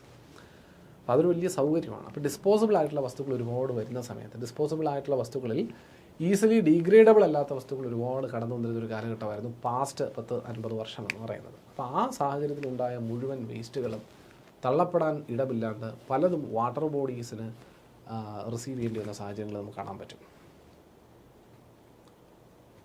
പല നദികളും കായലുകളും തോടുകളും ഒക്കെ നമ്മൾ നോക്കിക്കഴിഞ്ഞാൽ അടുത്തുകൂടെ പോകാൻ പോലും പറ്റാത്തത്ര വണ്ണം എന്താ പറയുക ദുർഗന്ധം പിന്നെ ഉണ്ടാക്കുന്ന വാട്ടർ ബോഡീസായിട്ട് പോലും നമ്മൾ പലതും കാണുന്നുണ്ട്. ഇടയ്ക്കൊക്കെ നമ്മൾ തിരുവനന്തപുരത്ത് ആമയിഴഞ്ചാൻ തോടിൻ്റെ കാര്യമൊക്കെ പറഞ്ഞതുപോലെ റോയി എന്ന ക്ലീനിങ് തൊഴിലാളി മരണപ്പെട്ടു പോയൊരു എന്താ പറയുക ഒരു സീവേജ് ഔട്ട്ലെറ്റ് ഇതിനേക്കാളും വൃത്തിയുള്ളതായിരിക്കും തോന്നുന്നു. അമ്മാതിരി വൃത്തികെട്ട വാട്ടർ ബോഡികൾ കാണാൻ പറ്റുന്ന സ്ഥലങ്ങളാണ്. അപ്പോൾ ഇതെല്ലാം നമ്മൾ തന്നെ പൊല്യൂട്ട് ചെയ്യുന്നതാണ്. വേറെ ആരെയും കുറ്റം പറയേണ്ട കാര്യമില്ല. നമ്മുടെ തന്നെ പൊല്യൂഷനാണ് ഇതിലെല്ലാം മുന്നിൽ നിൽക്കുന്നതെന്നുള്ളതാണ്. എന്തായാലും addition of certain substances to the water such as organic, inorganic, biological, radiological heat which degrades the quality of water so that it becomes unfit for use. അങ്ങനെയുള്ള എന്ത് അഡിഷൻ നടന്നാലും നമ്മൾ വാട്ടർ പൊല്യൂഷൻ എന്ന് പറയും. Putrescibility refers to the susceptibility of an organic matter to decompose and rot, particularly through microbial action that consumes oxygen. It is a measure of how quickly waste breaks down. കേട്ടിട്ടുണ്ടോ എന്നറിയില്ല. പ്യൂട്രസിബിലിറ്റി. എന്താണ് പ്യൂട്രസിബിലിറ്റി? പ്യൂട്രസിബിലിറ്റി എന്ന് പറഞ്ഞാൽ it is the susceptibility of ഒരു organic matter നമ്മൾ വെള്ളത്തിൽ വന്നു കഴിഞ്ഞാൽ ഓർഗാനിക് മാറ്റർ കുറേ ദിവസം കഴിയുന്ന സമയത്ത് അത് ഡീകമ്പോസ് ചെയ്ത് പോയിട്ടുണ്ടാകും. അപ്പോൾ ഈ ഡീകമ്പോസ് ചെയ്ത് പോകാനുള്ള ഒരു ഓർഗാനിക് മാറ്ററിൻ്റെ എബിലിറ്റീനെ വിളിക്കുന്ന പേരാണ് putrescibility. Okay, ability of the organic matter to decompose and rot during microbial action, consuming oxygen in water. വെള്ളത്തിനകത്ത് കിടക്കുന്നൊരു ഓർഗാനിക് മെറ്റീരിയൽ ബാക്ടീരിയൽ ഡീകമ്പോസിഷന് വിധേയമാകും, എയറോബിക് ഡീകമ്പോസിഷന് വിധേയമാകാനുള്ള, അല്ലെങ്കിൽ എത്ര പെട്ടെന്ന് അത് ഡീകമ്പോസ് ചെയ്ത് പോകും എന്നുള്ള ആ ഒരു എബിലിറ്റിനെ വിളിക്കുന്ന പേരാണ് പ്യൂട്രസിബിലിറ്റി എന്ന് പറയുന്നത്. പക്ഷേ പ്യൂട്രസിബിലിറ്റി ഉണ്ടെങ്കിൽ കുഴപ്പമില്ലല്ലോ, കാര്യങ്ങളൊക്കെ എളുപ്പമായല്ലോ എന്ന് നമുക്ക് വിചാരിക്കുന്നുണ്ടെങ്കിൽ അതും പ്രശ്നമാണ്. നമ്മളിപ്പോൾ പറഞ്ഞില്ലേ, പ്യൂട്രസിബിലിറ്റി മൈക്രോബുകൾ വെള്ളത്തിൽ വീഴുന്ന ഓർഗാനിക് മെറ്റീരിയലിനെ ഡീകമ്പോസ് ചെയ്യുമെന്നുള്ളത് നേര് തന്നെയാണ്. പക്ഷേ അത് കൺസ്യൂംസ് ഓക്സിജൻ എന്ന് പറയുന്നുണ്ട്. വെള്ളത്തിൽ ഇഷ്ടംപോലെ ഓക്സിജൻ്റെ അളവൊന്നുമില്ല. വെള്ളത്തിൽ നമുക്ക് അവൈലബിൾ ആയിട്ട് കാണപ്പെടുന്ന ഓക്സിജൻ വിളിക്കുന്ന പേരാണ് dissolved oxygen, DO. It is measure of the amount of free oxygen available in river system. റിവറുകളിലും മറ്റ് നദികളിലും വെള്ളത്തിൻ്റെ ജലസ്രോതസ്സുകളിൽ എവിടെ തന്നെയും ഫ്രീ ആയിട്ട് കാണപ്പെടുന്ന ഓക്സിജൻ്റെ അളവിന് വിളിക്കുന്ന പേരാണ് ഡിസോൾവ്ഡ് ഓക്സിജൻ. ഈ ഡിസോൾവ്ഡ് ഓക്സിജനെ കൺസ്യൂം ചെയ്തുകൊണ്ടാണ് ബാക്ടീരിയയും മറ്റുമൊക്കെ എന്ത് ചെയ്യുന്നത്, ഈ പറയുന്ന ഡീകമ്പോസിഷൻ പ്രോസസ്സിൽ എൻഗേജ് ചെയ്യുന്നത്. What if the level of oxygen reduces? ശരിയല്ലേ? ഇപ്പോൾ presence of organic and inorganic waste in water decreases the dissolved oxygen content in water. ശരിയല്ലേ? കാരണം ഇപ്പോൾ എൻ്റെ വാട്ടർ ബോഡിക്കകത്ത് കുറേ വേസ്റ്റ് മെറ്റീരിയൽ വന്ന് വീണു. ഇപ്പോൾ വേസ്റ്റ് മെറ്റീരിയൽ വന്ന് വീഴുന്ന സമയത്ത് ഇവിടെയുള്ള മൈക്രോബ്സ് സ്വാഭാവികമായിട്ട് ഇതിനെ അറ്റാക്ക് ചെയ്യും. മൈക്രോബ്സ് ഇതിനെ അറ്റാക്ക് ചെയ്യുന്ന സമയത്ത് മൈക്രോബ്സ് എന്ത് കൺസ്യൂം ചെയ്യും? ഇവിടെ ഓക്സിജൻ കൺസ്യൂം ചെയ്യും. ഓക്സിജൻ ഇങ്ങനെ വാങ്ങും അല്ലേ? അപ്പോൾ ഈ വെള്ളത്തിൽ കണ്ടിരുന്ന ഡിസോൾവ്ഡ് ഓക്സിജനെ ആരെടുത്തു? മൈക്രോബ്സ് എടുത്തു. അപ്പോൾ ഉണ്ടായിരുന്ന ഡിസോൾവ്ഡ് ഓക്സിജൻ്റെ അളവ് എന്ത് ചെയ്യും? കുറയും. അപ്പോൾ വലിയ തോതിൽ ഒരു വാട്ടർ ബോഡിയിൽ DO കണ്ടന്റ് കുറഞ്ഞുകൊണ്ടിരിക്കുകയാണെന്ന് പറഞ്ഞാൽ കാര്യമായ രീതിയിൽ അവിടെ മൈക്രോബിയൽ ആക്ഷൻ നടക്കുന്നു, ഡീകമ്പോഷൻ നടക്കുന്നു അർത്ഥം. എന്ന് പറഞ്ഞാൽ ഡീകമ്പോസിഷൻ നടക്കണമെങ്കിൽ അവിടെ എന്ത് വേണം? പൊല്യൂട്ടൻ്റ് ആരെങ്കിലും വന്ന് വീണം വേണ്ടേ? അതിനർത്ഥം നല്ല രീതിയിൽ മൈക്രോബിയൽ ആക്ഷൻ നടക്കുന്നു എന്ന് പറഞ്ഞാൽ അതിനകത്ത് നല്ലപോലെ പൊല്യൂട്ടൻറ്റുകളുണ്ട് എന്നാണ് അർത്ഥം. ഇവിടെ കിട്ടുന്നുണ്ടോ? ഇതൊക്കെയാണ് inferences. Water having DO content below 8 mg/L can be considered as contaminated. അതിനൊരു വാല്യൂ കൃത്യമായി നമുക്ക് പറയാൻ സാധിക്കും. 8 mg/L കുറവ് അല്ലെങ്കിൽ കൂടുതൽ, 8 mg/L കുറവാണ് DOയുടെ വാല്യൂ, ഡിസോൾവ്ഡ് ഓക്സിജൻ്റെ വാല്യൂ എങ്കിൽ, 1 ലിറ്റർ വെള്ളത്തിനകത്ത് 8 മില്ലിഗ്രാമിൽ കുറവാണ് DO എങ്കിൽ ആ വെള്ളം കണ്ടാമിനേറ്റഡ്. കാരണം അത് ഒരുപാട് മൈക്രോബിയൽ ആക്ഷൻ കാരണം ഉണ്ടായിരുന്ന ഓക്സിജൻ മുഴുവൻ കൺസ്യൂം ചെയ്തു, ബാക്ടീരിയസ് കൺസ്യൂം ചെയ്തു. അതുകൊണ്ട് അവിടെ പൊല്യൂഷൻ കൂടുതലാണ്. അപ്പോൾ അത് കണ്ടാമിനേറ്റഡ് വാട്ടർ ആണെന്ന് പറയും. DOയുടെ അളവ് 4ൽ കുറവാണെങ്കിലോ അത് ഹൈലി പൊല്യൂട്ടഡ് എന്നായിരിക്കും ഡിമാർക്കേറ്റ് ചെയ്യുക. അത് ഹൈലി പൊല്യൂട്ടഡ് ആയിരിക്കും. അപ്പോൾ DO വാല്യൂ എത്രയിൽ താഴെയാണെങ്കിലാണ് കണ്ടാമിനേറ്റഡ് വാട്ടർ എന്ന് പറയുക? 8 mg/L താഴെയാണ്. അല്ലെങ്കിൽ 8 ppm എന്ന് പറഞ്ഞാലും കുഴപ്പമൊന്നുമില്ല കേട്ടോ. അല്ലെങ്കിൽ 4 താഴെയായ ഹൈലി പൊല്യൂട്ടഡ് ആണ്. ഇനി അപ്പോൾ അത് ഡിസോൾവ്ഡ് ഓക്സിജനുമായി ബന്ധപ്പെട്ട കാര്യമാണ് ഈ പറഞ്ഞത്. ഇനി നോക്കേണ്ടത് എന്താണ് ബയോളജിക്കൽ ഓക്സിജൻ ഡിമാൻഡ്. നിങ്ങൾ ഒരുപാട് കേട്ടിരിക്കുന്ന ഒരു വസ്തുതയാണ്, ഒരുപാട് തവണ PSC ചോദ്യങ്ങളിലൊക്കെ പ്രത്യക്ഷപ്പെട്ടിട്ടുള്ളതാണ് BOD അഥവാ ബയോളജിക്കൽ ഓക്സിജൻ ഡിമാൻഡ്. ഇപ്പം നമ്മളിപ്പോൾ സൂചിപ്പിച്ചതുമായിട്ട് ഇതിന് കണക്ഷനുണ്ട്. അതായത് ഈ മൈക്രോബുകൾ വെള്ളത്തിൽ കാണപ്പെടുന്ന ഓർഗാനിക് മാറ്ററുകളെ വെള്ളത്തിൽ കാണുന്ന ഓക്സിജനെ കൺസ്യൂം ചെയ്തുകൊണ്ട് ഡീകമ്പോസ് ചെയ്യും എന്നല്ലേ നമ്മൾ പറഞ്ഞത്. അപ്പോൾ ഓക്സിജനെ എത്രത്തോളം ഓക്സിജൻ മൈക്രോ ഓർഗാനിസംസ് ഡിമാൻഡ് ചെയ്യുന്നുണ്ട്, ആ ഡിമാൻഡ് ചെയ്യപ്പെടുന്ന ഓക്സിജൻ വിളിക്കുന്ന പേരാണ് BOD. അത്രേ ഉള്ളൂ. BOD is the amount of oxygen that will be consumed by bacteria or other aerobic microorganism while decomposing organic matter under aerobic conditions. അപ്പോൾ എയറോബിക് കണ്ടീഷനുകളിൽ വെള്ളത്തിൽ വീഴുന്ന, വാട്ടർ ബോഡിയിൽ വീഴുന്ന ഓർഗാനിക് കോമ്പൗണ്ടുകളെ എന്താ പറയുക, ഡീകമ്പോസ് ചെയ്യുന്നതിന് വേണ്ടി ബാക്ടീരിയയോ മറ്റു മൈക്രോ ഓർഗാനിസങ്ങളോ ഡിമാൻഡ് ചെയ്യുന്ന ഓക്സിജൻ്റെ അളവിനെ വിളിക്കുന്ന പേര്, അവർ കൺസ്യൂം ചെയ്യുന്നു, ഡിമാൻഡ് ചെയ്ത് കൺസ്യൂം ചെയ്യുന്ന ഓക്സിജൻ്റെ അളവിനെ വിളിക്കുന്ന പേരാണ് BOD, ബയോളജിക്കൽ ഓക്സിജൻ ഡിമാൻഡ്. എന്തിനു വേണ്ടിയിട്ടാണ്? ഡീകമ്പോസ് ചെയ്യാം. എനിക്ക് ഓക്സിജൻ ഞാൻ ഡീകമ്പോസ് ചെയ്യാം അല്ലേ? മൊത്തത്തിൽ 10 ലക്ഷം രൂപയുണ്ട്, അല്ലെ മൊത്തത്തിൽ 10 ഓക്സിജൻ ഉണ്ടെന്ന് വെച്ചോ. മൈക്രോബ് എന്ന് പറയുന്നത് ഇത്രയും എന്താ പറയുക, വേസ്റ്റ് മെറ്റീരിയൽ വന്നതിൽ വീണിട്ടുണ്ട്, എനിക്കൊരു 7 ഓക്സിജൻ തന്നാൽ ഞാൻ ഡീകമ്പോസ് ചെയ്യാം. ചുമ്മാ ഒരു കണക്ക് പറയുന്നതാണേ, 7 ഓക്സിജൻ തന്നാൽ ഞാൻ ഡീകമ്പോസ് ചെയ്യാം. അപ്പോൾ DOയുടെ കണ്ട ഈ വെള്ളത്തിൽ DO എത്രയായിരുന്നു? DO 10 ആയിരുന്നു. അതിന് വെള്ളത്തിൽ 10 ഓക്സിജൻ ഉണ്ടായിരുന്നു. ഈ പറയുന്ന പിന്നെ ഓർഗാനിക് കമ്പൗണ്ടിന് ഡീകമ്പോസ് ചെയ്യാനായിട്ട് മൈക്രോബ് എത്രയാണ് ചോദിച്ചത്, ബാക്ടീരിയ എത്രയാണ് ചോദിച്ചത്? 7 ചോദിച്ചു. അപ്പോൾ BOD എത്രയാണ്? BOD 7. വ്യത്യാസം പിടികിട്ടിയെന്ന് പ്രതീക്ഷിച്ചത്. ക്ലിയർ അല്ലേ? BOD എത്രയാണ്? 7 ആണ്. അപ്പോൾ ഫോർ എക്സാമ്പിൾ ഞാൻ ഒരു ബാക്ടീരിയ പറയുകയാണ്, അല്ലെങ്കിൽ ഒരു വാട്ടർ ബോഡിയിലെ ബാക്ടീരിയ പറയുമ്പോൾ BOD 7, എനിക്ക് 7 ഫോർ എക്സാമ്പിൾ മില്ലിഗ്രാം എന്ന് പറഞ്ഞിട്ട് 7 മില്ലിഗ്രാം ഓക്സിജൻ തന്നെ ഞാൻ എടുത്ത് ഡീകമ്പോസ് ചെയ്യാം എന്നാണ് പറഞ്ഞത്. മറ്റൊരു പോണ്ടിൽ, മറ്റൊരു വാട്ടർ ബോഡിയിൽ നോക്കുന്ന സമയത്ത് ആ വാട്ടർ ബോഡിയിലുള്ള ഒരു മൈക്രോബ് ചോദിക്കുകയാണ്. ആ വാട്ടർ ബോഡിയിലും 10 തന്നെയാണ് ഡിസോൾഡ്, 10 മില്ലിഗ്രാം തന്നെയാണ് DO എന്ന് വിചാരിക്കുക. ആ വാട്ടർ ബോഡിയിലെ മൈക്രോബ് ചോദിക്കുന്നത് എനിക്കൊരു 3 മില്ലിഗ്രാം ഓക്സിജൻ തന്നാൽ ഞാനിതിനെ ഡീകമ്പോസ് ചെയ്ത് തരാം എന്ന് പറയും. 3 മില്ലിഗ്രാം മതി, ഞാൻ ഡീകമ്പോസ് ചെയ്ത് തരാമെന്ന് പറഞ്ഞു. അതിനർത്ഥം ഓക്സിജൻ്റെ റിക്വയർമെൻറ്റ് രണ്ടാമത്തെ പോണ്ടിൽ കുറവായിരുന്നു. രണ്ടാമത്തെ വാട്ടർ ബോഡിയിൽ BODയുടെ അളവ് 3 ആയിരുന്നു. ആദ്യത്തിൽ BODയുടെ അളവ് 1, 2. ഓക്കെ, രണ്ടാമത്തെ സിറ്റുവേഷനെ ഇവിടെ DOയുടെ അളവ് ലെറ്റ്സ് സേ 10. ഇവിടെയും DOയുടെ അളവ് 10 തന്നെ. Okay, right. ഇവിടെ BOD എന്ന് പറയുന്ന ആദ്യത്തെ വാട്ടർ ബോഡിയിൽ BOD എന്ന് പറയുന്നത് 7 ആയിരുന്നു. രണ്ടാമത്തെ വാട്ടർ ബോഡിയിൽ 3 ആയിരുന്നു. എന്താ അതിനർത്ഥം? ഒന്ന് ആലോചിച്ച് നോക്കുക. ഇപ്പോൾ ഇവിടെയുള്ള മൈക്രോബ്സ് പറയുന്നത് ഒന്നാമത്തെ വാട്ടർ ബോഡിയിലെ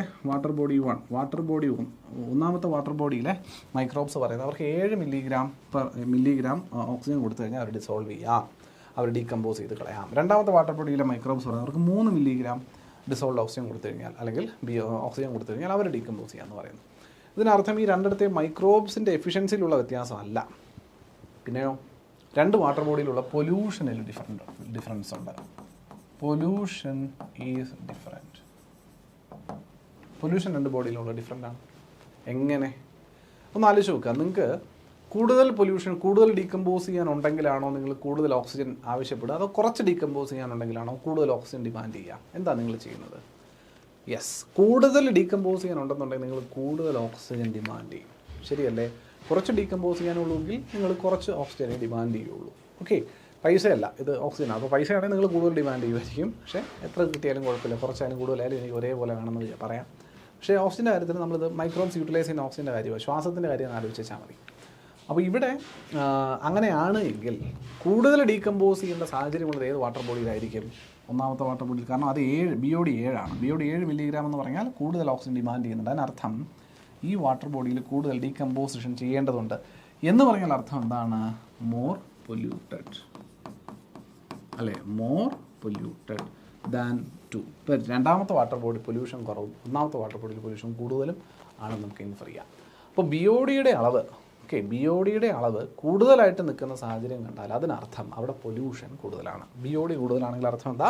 പൊല്യൂഷൻ കൂടുതലാണ്. BOD കൂടുതലാണെങ്കിൽ പൊല്യൂഷൻ കൂടുതലാണ്, BOD കുറവാണെങ്കിൽ പൊല്യൂഷൻ കുറവാണ് എന്നും മനസ്സിലാക്കുക. ക്ലിയർ ആണോ? Yes. It is also expressed in milligrams of oxygen consumed per liter of sample during a fixed incubation period. Bacteria വളരുന്ന പീരീഡിനെയാണ് നമ്മൾ ഇൻക്യൂബേഷൻ പീരീഡ് എന്ന് പറയുക. BOD in polluted waters will generally be higher than in clean water. കണ്ടോ? BOD polluted വാട്ടറിലെ BOD clean വാട്ടറിലെ BODയേക്കാൾ കൂടുതലായിരിക്കും. കാര്യം എന്താ? കൂടുതൽ ഡീകമ്പോസ് ചെയ്യാനുണ്ട്. It is not a reliable method of measuring pollution in water. ഇത് പക്ഷേ പൂർണ്ണമായിട്ട് റിലയബിൾ മെത്തേഡൊന്നും അല്ല. BOD മാത്രം കണ്ടുപിടിച്ചതല്ല നമ്മൾ പൊല്യൂഷനെ മനസ്സിലാക്കുന്നത്. എന്നിരുന്നാലും കണ്ടെത്താവുന്ന ഒരു മെത്തേഡാണ് താനും. അപ്പോൾ BODക്ക് സമാനമായിട്ട് നമ്മൾ പറയുന്ന മറ്റൊരു ഘടകമാണ് കെമിക്കൽ ഓക്സിജൻ ഡിമാൻഡ് അഥവാ COD. COD എന്ന് പറയുന്നത് ക്യാഷ് ഓൺ ഡെലിവറി അല്ലേ? ഇത് ആ COD അല്ല. ഫ്ലിപ്കാർട്ട് വഴി സാധനം ഓർഡർ ചെയ്യുമ്പോൾ കിട്ടുന്ന ക്യാഷ് ഓൺ ഡെലിവറി COD അല്ല. ഇത് കെമിക്കൽ ഓക്സിജൻ ഡിമാൻഡ് COD. തമാശയാണ് ഉദ്ദേശിച്ചത്, തമാശ ഇല്ലാന്ന് തോന്നുന്നു, കയ്യിൽ നിന്ന് പോയി. കുഴപ്പമില്ല. അപ്പോൾ ആ COD കെമിക്കൽ ഓക്സിജൻ ഡിമാൻഡ് എന്ന് പറഞ്ഞാൽ ഒരു വ്യത്യാസമേ ഉള്ളൂ. നേരത്തെ ബയോളജിക്കലായിട്ടുള്ള വസ്തുക്കളായിട്ടുള്ള മൈക്രോ ഓർഗാനിസംസ് ആണ് ഓക്സിജൻ ഡിമാൻഡ് ചെയ്തത്. എന്തിനു വേണ്ടിയിട്ട്? ഈ പ്യൂരിഫിക്കേഷൻ നടത്താൻ വേണ്ടി, അല്ലെങ്കിൽ ഡീകമ്പോസിഷൻ നടത്താൻ വേണ്ടി. നമ്മളിപ്പോൾ ബയോളജിക്കലായിട്ടുള്ള വസ്തുക്കൾ ഇല്ലാത്തൊരു വാട്ടർ ബോഡി ആണെങ്കിൽ എന്ത് ചെയ്യും? അവിടെയും പ്യൂരിഫിക്കേഷൻ നടത്തണം. അപ്പോൾ നമ്മൾ അവിടെ കെമിക്കൽസ് ആഡ് ചെയ്യും. ഇപ്പോൾ ക്ലോറിനൊക്കെ പോലുള്ള കെമിക്കലുകൾ ആഡ് ചെയ്തിട്ട് പ്യൂരിഫിക്കേഷൻ നടത്താം അവർക്ക്. അപ്പോൾ ഈ കെമിക്കലുകൾ ആഡ് ചെയ്താലും അവർക്കും എന്ത് ആവശ്യമുണ്ട്? ഓക്സിജൻ ആവശ്യമുണ്ട് ഈ പ്യൂരിഫിക്കേഷൻ നടത്തുന്നതിന് വേണ്ടിയിട്ട്. അങ്ങനെ കെമിക്കൽസ് ഡിമാൻഡ് ചെയ്യപ്പെടുന്ന ഓക്സിജൻ പിടിക്കുന്ന പേരാണ് കെമിക്കൽ ഓക്സിജൻ ഡിമാൻഡ്. അത്രയേ ഉള്ളൂ. Okay, so the chemical oxygen demand is typically performed when A strong oxidising chemical is used. For example, organic matter is oxidized into carbon dioxide and water in acidic conditions. The quantity of organic matter or the oxygen demand is calculated by determining how much oxidizing chemical was consumed during the test. This measurement looks for the oxygen consumed by a specific chemical oxidation process and is not a substitute of BOD or DO. BODക്ക് DOക്കുള്ള substitute ഒന്നുമല്ല. ഒരു chemical പ്രോസസ്സിൽ എത്രത്തോളം oxygen, ഈ പറയുന്ന chemical add ചെയ്തുകൊണ്ടുള്ള ഒരു പ്രോസസ്സ് നടക്കുമ്പോൾ എത്രത്തോളം ഓക്സിജൻ ഇവിടെ കൺസ്യൂം ചെയ്യപ്പെടുന്നുണ്ട് എന്ന് കൺസിഡർ ചെയ്യുന്നതിനെയാണ് നമ്മൾ കെമിക്കൽ ഓക്സിജൻ ഡിമാൻഡ് എന്ന രീതിയിൽ പറയുക എന്ന് മാത്രം. ക്ലിയർ ആണല്ലോ? Very good. കാരണം നിങ്ങളിത് ക്ലിയർ ആക്കുക എന്നുള്ളതാണ് primary object. Dead zones. What are dead zones? ഈ നദികളിൽ അല്ലെങ്കിൽ ജലസ്രോതസ്സുകളിൽ നമുക്ക് ഡെഡ് സോൺസ് എന്ന് പറയുന്ന സ്ഥലങ്ങളെ സൂചിപ്പിക്കാൻ പറ്റും. അനോക്സിക് സോണുകൾ എന്നും വിളിക്കാറുണ്ട്. എന്തെന്നും വിളിക്കാറുണ്ട്? അനോക്സിക്. ANOXIC, anoxic. എന്താണ് അനോക്സിക് അല്ലെങ്കിൽ ഡെഡ് സോൺസ് എന്ന് പറയുക? See, when this dense algal blooms eventually die, microbial decomposition severely depletes dissolved oxygen. ഒന്നുമില്ല, നമ്മൾ ഈ പറയുന്ന പോലെ ഏതെങ്കിലും ഒരു സിറ്റുവേഷനിൽ, നമ്മൾ പറയുന്ന ഏതൊരു സാഹചര്യത്തിലും വാട്ടർ ബോഡിയിലുള്ള ഡിസോൾവ്ഡ് ഓക്സിജൻ്റെ കണ്ടൻറ്റ് പൂർണ്ണമായും രണ്ടും കൂടെ ചേർന്നാണ് പൂർണ്ണമായി പോയിട്ടോ, ക്ഷമിക്കുക, പൂർണ്ണമായും പൂജ്യമാവുന്ന സിറ്റുവേഷൻ വന്നാൽ, അതായത് ഡിസോൾവ്ഡ് ഓക്സിജൻ്റെ അളവ് ഇല്ലാതിരിക്കുന്ന സാഹചര്യം വന്നാൽ അതിന് വിളിക്കുന്ന പേരാണ് ഡെഡ് സോൺസ്. അതായത് ജീവജാലങ്ങളെ നിലനിർത്താനുള്ള ഓക്സിജൻ്റെ കണ്ടൻറ്റ് പോലും ഇല്ലാത്ത സ്ഥലങ്ങളെന്ന് പറയാം. അതിനെ വിളിക്കുന്ന പേരാണ് ഡെഡ് സോണുകൾ എന്ന് പറയാം. എന്താ പറയുക? ഡെഡ് സോൺസ് എന്ന് പറയാം. അല്ലെങ്കിൽ അനോക്സിക് സോൺ എന്ന രീതിയിൽ പറയാം. അനോക്സിക്. ഇൻസഫിഷ്യൻ്റ് ഓക്സിജനെ വിളിക്കുന്ന പേര് ഹൈപ്പോക്സിക്. ഓക്സിജൻ ഉണ്ട്, പക്ഷേ ജീവനെ നിലനിർത്താൻ മാത്രം ഉണ്ടാവില്ല. അതിനെ ഹൈപ്പോക്സിക് സിറ്റുവേഷൻ എന്ന് പറയും. ഇപ്പോൾ ഹൈപ്പോക്സിക് ആയാലും മതി, കുഴപ്പമില്ല. അനോക്സിക് എന്ന് പറഞ്ഞാൽ ഒന്നുമില്ല ഓക്സിജൻ. ഹൈപ്പോക്സിക് എന്ന് പറഞ്ഞാൽ ഇൻസഫിഷ്യൻ്റ് ഓക്സിജൻ. ഓക്സിജൻ ഉണ്ട്, പക്ഷേ അത് ഇൻസഫിഷ്യൻ്റ് ആണ്. അവിടെയുള്ള ജീവജാലങ്ങൾക്ക് നിലനിൽക്കാൻ ഇൻസഫിഷ്യൻ്റ് ആയിട്ടുള്ള ഓക്സിജൻ വരുന്ന സിറ്റുവേഷനാണ് ഹൈപ്പോക്സിക് സിറ്റുവേഷൻ എന്ന് പറയുക. അനോക്സിക് സിറ്റുവേഷൻ എന്ന് പറഞ്ഞാൽ ഒട്ടും തന്നെയും ഡിസോൾവ്ഡ് ഓക്സിജൻ ഇല്ലാതിരിക്കുന്ന സിറ്റുവേഷനാണ് നമ്മൾ അനോക്സിക് എന്ന് പറയുക. അതാണ് ശരിക്കും പറഞ്ഞാൽ ഈ ഡെഡ് സോൺ എന്ന് പറയുക. ഈ ഓക്സിജനുകളില്ല, ഡിഒയുടെ അളവ് പൂജ്യമായിരിക്കുന്ന സ്ഥലം. ഡിഒ അളവ് ലൈഫ് സസ്റ്റെയിൻ, പൂജ്യമാകണം നിർബന്ധമില്ല, ഡിഒയുടെ അളവ് ലൈഫിനെ സസ്റ്റെയിൻ ചെയ്യുന്നതിലും കുറവാകുന്ന സാഹചര്യത്തിലേക്ക് പോകുന്ന സ്ഥലങ്ങളെ വിളിക്കുന്ന പേരാണ് ഡെഡ് സോൺസ്. ഡെഡ് സോൺസ് എല്ലായിടത്തും കാണാൻ പറ്റും കേട്ടോ. ഫ്രഷ് വാട്ടറിലും അതുപോലെ തന്നെ ഓഷൻ വാട്ടറിലും നമുക്ക് ഡെഡ് സോൺസിൻ്റെ പ്രസൻസ് കാണാനൊക്കെ സാധിക്കുന്നുണ്ടാവും. Clear? Very good. Now will move on to the noise pollution. ഇത് കുറച്ച് ഏരിയ ഉള്ളൂ, ചെറിയ 1-2 കാര്യമുള്ളൂ. ഇത് മുമ്പ് PSC ചോദിച്ചിട്ടുള്ളതുകൊണ്ട് ഞാൻ ഈ ഒരു ടേബിൾ ഒന്ന് കാണിച്ചു തരുന്നതാണ്. നോയ്സ് പൊല്യൂഷൻ്റെ ലിമിറ്റഡ് ആയിട്ടുള്ള അല്ലെങ്കിൽ പെർമിറ്റഡ് ആയിട്ടുള്ള ലെവൽസ് ഓഫ് സൗണ്ട് ലൗഡ്നെസ്, അതിലൊരു ടേബിൾ തന്നത് മാത്രം. ഓക്കെ, അതായത് noise level allowed at different zones. പല സോണുകളായിട്ട് നമ്മൾ മേഖലകളെ തരംതിരിക്കും. പല മേഖലകളിലും പലതരത്തിലുള്ള ലൗഡ്നെസ് ആണ് പെർമിറ്റഡ് ആയിട്ടുള്ളത്. പലർക്കും അറിയാത്തൊരു കാര്യം കൂടിയാണ്. എല്ലാവരുടെയും വിചാരം നമ്മൾ വീട്ടിൽ കിടന്ന് ഒച്ച എടുത്താലും വലിയ കുഴപ്പമൊന്നുമില്ല, അതൊരു ബുദ്ധിമുട്ടല്ല എന്നാണ്. പക്ഷേ വീട്ടിൽ കിടന്ന് ഒച്ച വെക്കുന്നത് പോലും റെസിഡൻഷ്യൽ ഏരിയ, വീട്ടിലാണെങ്കിൽ റെസിഡൻസ്, വീടൊക്കെ ഇരിക്കുന്ന സ്ഥലങ്ങളാണെങ്കിൽ പകൽ സമയങ്ങളിൽ നിങ്ങൾക്ക് പരമാവധി ഉണ്ടാക്കാൻ പറ്റുന്ന 55 ഡെസിബൽ സൗണ്ടും രാത്രി സമയങ്ങളിൽ 45 ഡെസിബൽ സൗണ്ടുമാണ്. അപ്പോൾ രാത്രി കാലത്തിരുന്ന് നിങ്ങൾ 50 ഡെസിബൽ സൗണ്ട് ഉണ്ടാക്കി കഴിഞ്ഞാൽ നിങ്ങൾക്ക് പോലീസിൽ പരാതി കൊടുത്തു കഴിഞ്ഞാൽ നിയമ നടപടി നേരിടേണ്ടി വരും. മനസ്സിലാവുന്നുണ്ടോ? അതുപോലെ ഇൻഡസ്ട്രിയൽ ഏരിയയിലാണെങ്കിൽ പകൽ സമയത്ത് 75 ഡെസിബൽ DB, ഇതാണ് സൗണ്ട് ലൗഡ്നെസ്സിൻ്റെ യൂണിറ്റ് കേട്ടോ. ലൗഡ്നെസ്സിൻ്റെ യൂണിറ്റാണ് ഡെസിബൽ എന്ന് പറയും. Decibel, DECIBEL, decibel. Decibel DB എന്ന് പറയും. ഇതാണ് ലൗഡ്നെസ്സിൻ്റെ, ഉച്ചതയുടെ യൂണിറ്റ് എന്ന് പറയുക. അപ്പോൾ അത് ഇൻഡസ്ട്രിയൽ ഏരിയയിലാണെങ്കിൽ പകൽ സമയത്ത് 75 DB വരെ ഉള്ള ഉച്ചതയാകാം, സൗണ്ട് ആകാം. രാത്രിയാണെങ്കിൽ ഒരു 70 ഡെസിബൽ വരെയുള്ള സൗണ്ട് ആവാം. ഓക്കെ, ഇത് കൊമേഴ്ഷ്യൽ ഏരിയയിലാണെങ്കിലോ വാണിജ്യമൊക്കെ നടക്കുന്ന, കച്ചവടമൊക്കെ നടക്കുന്ന സ്ഥലമാണെങ്കിൽ പകൽ 65 ഡെസിബൽ ഒച്ചപ്പാടും ആകാം, രാത്രി 55 ഡെസിബൽ വരെയുള്ള ഒച്ചപ്പാടാകാം എന്നുള്ളതാണ്. രാത്രി എന്ന് പറയുമ്പോൾ രാത്രി 10 മണി മുതൽ വെളുപ്പിന് 6 മണി വരെയുള്ള സമയത്താണ് ഞാൻ ഉദ്ദേശിക്കുന്നത് കേട്ടോ, അല്ലാതെ 6 മണി കഴിഞ്ഞിട്ടുള്ള സമയമല്ല. രാത്രി 10 മണി തൊട്ട്, ആൾക്കാർ ഉറങ്ങുന്ന സമയം 10 മണി തൊട്ട് 6 മണി വരെ, അതാണ് ഉദ്ദേശിക്കുന്നത്. ഓക്കെ, പകൽ സമയം എന്ന് പറയുമ്പോൾ ഞാൻ ഉദ്ദേശിച്ചത് ഈ 10 മണി വരെയുള്ള സമയത്താണ്. 10 മണി വരെയുള്ള സമയത്ത്. അതുകൊണ്ട് നിങ്ങൾ ഈ ഉത്സവ പറമ്പുകളിലൊക്കെ കേട്ടിട്ടില്ലേ, മൈക്ക് ഓർഡർ 10 മണി വരെ ഉള്ളൂ എന്ന് പറയും. 10 മണി കഴിഞ്ഞാൽ പിന്നെ മൈക്കിൻ്റെ ഒച്ച കുറയ്ക്കും. പിന്നെ ഉത്സവ പറമ്പിൽ മാത്രമായിരിക്കും സൗണ്ട് കേൾക്കുക, പുറത്തോട്ടുള്ള മൈക്കിനെയൊക്കെ ഓഫ് ചെയ്തിട്ടുണ്ടാകും. കാരണം 10 മണി കഴിഞ്ഞാൽ പാടില്ല. 10 AM അല്ല, 10 PM, സോറി, 10 PM കഴിഞ്ഞാൽ പിന്നെ എന്ത് ചെയ്യാൻ പാടില്ല? ഒച്ചപ്പാട് കൂടാൻ പാടില്ല എന്ന നിയമമുണ്ട്. റെസിഡൻഷ്യൽ ഏരിയയിലാണെങ്കിൽ പകൽ 55ഉം രാത്രി 45ഉം. സൈലൻറ്റ് സോണുകളെന്ന്, ഹോസ്പിറ്റൽ, സ്കൂള്, കോടതി, ഇങ്ങനെയൊക്കെയുള്ള സ്ഥലങ്ങളൊക്കെ സൈലൻറ്റ് സോണിൽ പെടുന്നതാണ്. അവിടെയൊക്കെ പകൽ 50ഉം രാത്രി 40 പാടുള്ളൂ എന്നാണ് നിയമം എന്നുള്ളതാണ്. ഓക്കെ, ഇപ്പോൾ 75, 65, 55, 50, 75, 65, 55, 45 അല്ല, അവിടെ 50 വന്നിട്ടുണ്ട് എന്ന് മനസ്സിലാക്കിയിരുന്നാൽ മതി. 50 വരെ ആവാം. ക്ലിയർ അല്ലേ? Noise pollution levels. ഈ നോയ്സ് പൊല്യൂഷൻ പ്രിവെൻറ്റ് ചെയ്യുന്നത് ഏത് നിയമപ്രകാരമാണ് എന്നൊരു തവണ ചോദിച്ചിട്ടുണ്ട്. അത് എയർ ആക്ട് പ്രകാരം തന്നെയാണ് കേട്ടോ. എയർ പൊല്യൂഷൻ്റെ ഗണത്തിലാണ് നമ്മൾ നോയിസ് പൊല്യൂഷനെയും ഇൻക്ലൂഡ് ചെയ്തിരിക്കുന്നത്. Air prevention and control pollution act of 1981 അത് തന്നെയാണ് നോയിസിനെ ഒരു എയർ പൊല്യൂട്ടൻ്റ് ആയിട്ട് കൺസിഡർ ചെയ്തിട്ടുണ്ട്. ഇത് വലിയൊരു ചോദ്യമായിരുന്നു, മുമ്പ് ചോദിച്ചിട്ടുള്ളതാണ്, PYQ ആണ്. It's a very important fact. നോയിസിനെ എന്ത് പൊല്യൂഷനായിട്ട് കൺസിഡർ, എയർ ആണോ വാട്ടർ ആണോ സോയിലാണോ എന്നൊക്കെ ചോദിച്ചാൽ എയർ പൊല്യൂട്ടൻ്റ് ആയിട്ട് നോയിസിനെ കൺസിഡർ ചെയ്തിട്ടുണ്ട്. ഞാനിപ്പോൾ ഇത് പെട്ടെന്ന് പറഞ്ഞതുകൊണ്ട് നിങ്ങൾക്ക് അത് കണക്ട് ചെയ്യാൻ എളുപ്പമാണ്. നോയിസ് ഒരു പ്രത്യേകതരം പൊല്യൂഷൻ അല്ലേ, ഇത് മൂന്നിലും പെടുന്നതല്ലല്ലോ എന്ന് പ്രഥമ ദൃഷ്ടിയാൽ നമുക്ക് തോന്നും. എന്നാൽ എയർ ആക്ട് പ്രകാരം നോയിസിനെ എയർ പൊല്യൂട്ടൻ്റ് ആയിട്ട് എടുത്തിട്ടുണ്ട്. അതുപോലെ 2000 ഒരു noise pollution regulation and control rules എന്ന് പറഞ്ഞിട്ട് റൂൾ ഡിഫൈൻ ചെയ്യപ്പെട്ടിട്ടുണ്ട്. നോയിസ് പൊല്യൂഷനെ റെഗുലേറ്റ് ചെയ്യാനുള്ളതും മറ്റു കാര്യങ്ങളൊക്കെ അതിനകത്ത് പറഞ്ഞിട്ടുണ്ട്.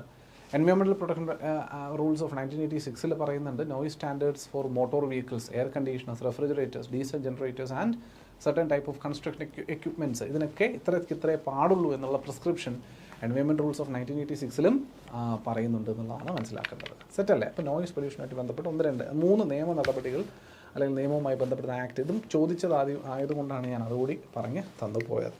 ക്ലിയർ ആണോ പിള്ളേരെ? യെസ്. അപ്പോൾ നമ്മൾ ഇത്രയും നേരം ഡിസ്കസ് ചെയ്തു പോയ മറ്റ് ഗ്ലോബൽ ഇഷ്യൂസുമായി ബന്ധപ്പെട്ട വസ്തുതകൾ നിങ്ങൾക്ക് മനസ്സിലായെന്ന പ്രതീക്ഷയോടുകൂടി ഇന്നത്തെ ഈ ഒരു സെഷൻ ഒന്ന് വൈൻഡപ്പ് ചെയ്യാണ്. ഇനിയുള്ള ദിവസം നമുക്കിതിൻ്റെ ഒരു ക്വസ്റ്റ്യൻ ഡിസ്കഷൻ കാണേണ്ടതുണ്ട്. ഇതുമായി ബന്ധപ്പെട്ട ചില ചോദ്യങ്ങളെ കൂടി ഒന്ന് പരിചയപ്പെടേണ്ടതുണ്ട്. എന്തെങ്കിലും കണ്ടന്റ് മിസ്സായി പോയിട്ടുണ്ടെങ്കിൽ അത് മറ്റൊരു ക്ലാസ്സിൽ നിങ്ങളുമായിട്ട് എന്തായാലും ഡിസ്കസ് ചെയ്യുന്നതായിരിക്കും. അപ്പോൾ അടുത്ത ക്ലാസ്സിൽ ഇതിൻ്റെ ഡിസ്കഷനുമായി ബന്ധപ്പെട്ട് ക്വസ്റ്റ്യൻ ഡിസ്കഷനുമായി ബന്ധപ്പെട്ട് കാണാം. അതുവരെ എല്ലാവർക്കും നമസ്കാരം. Thank you.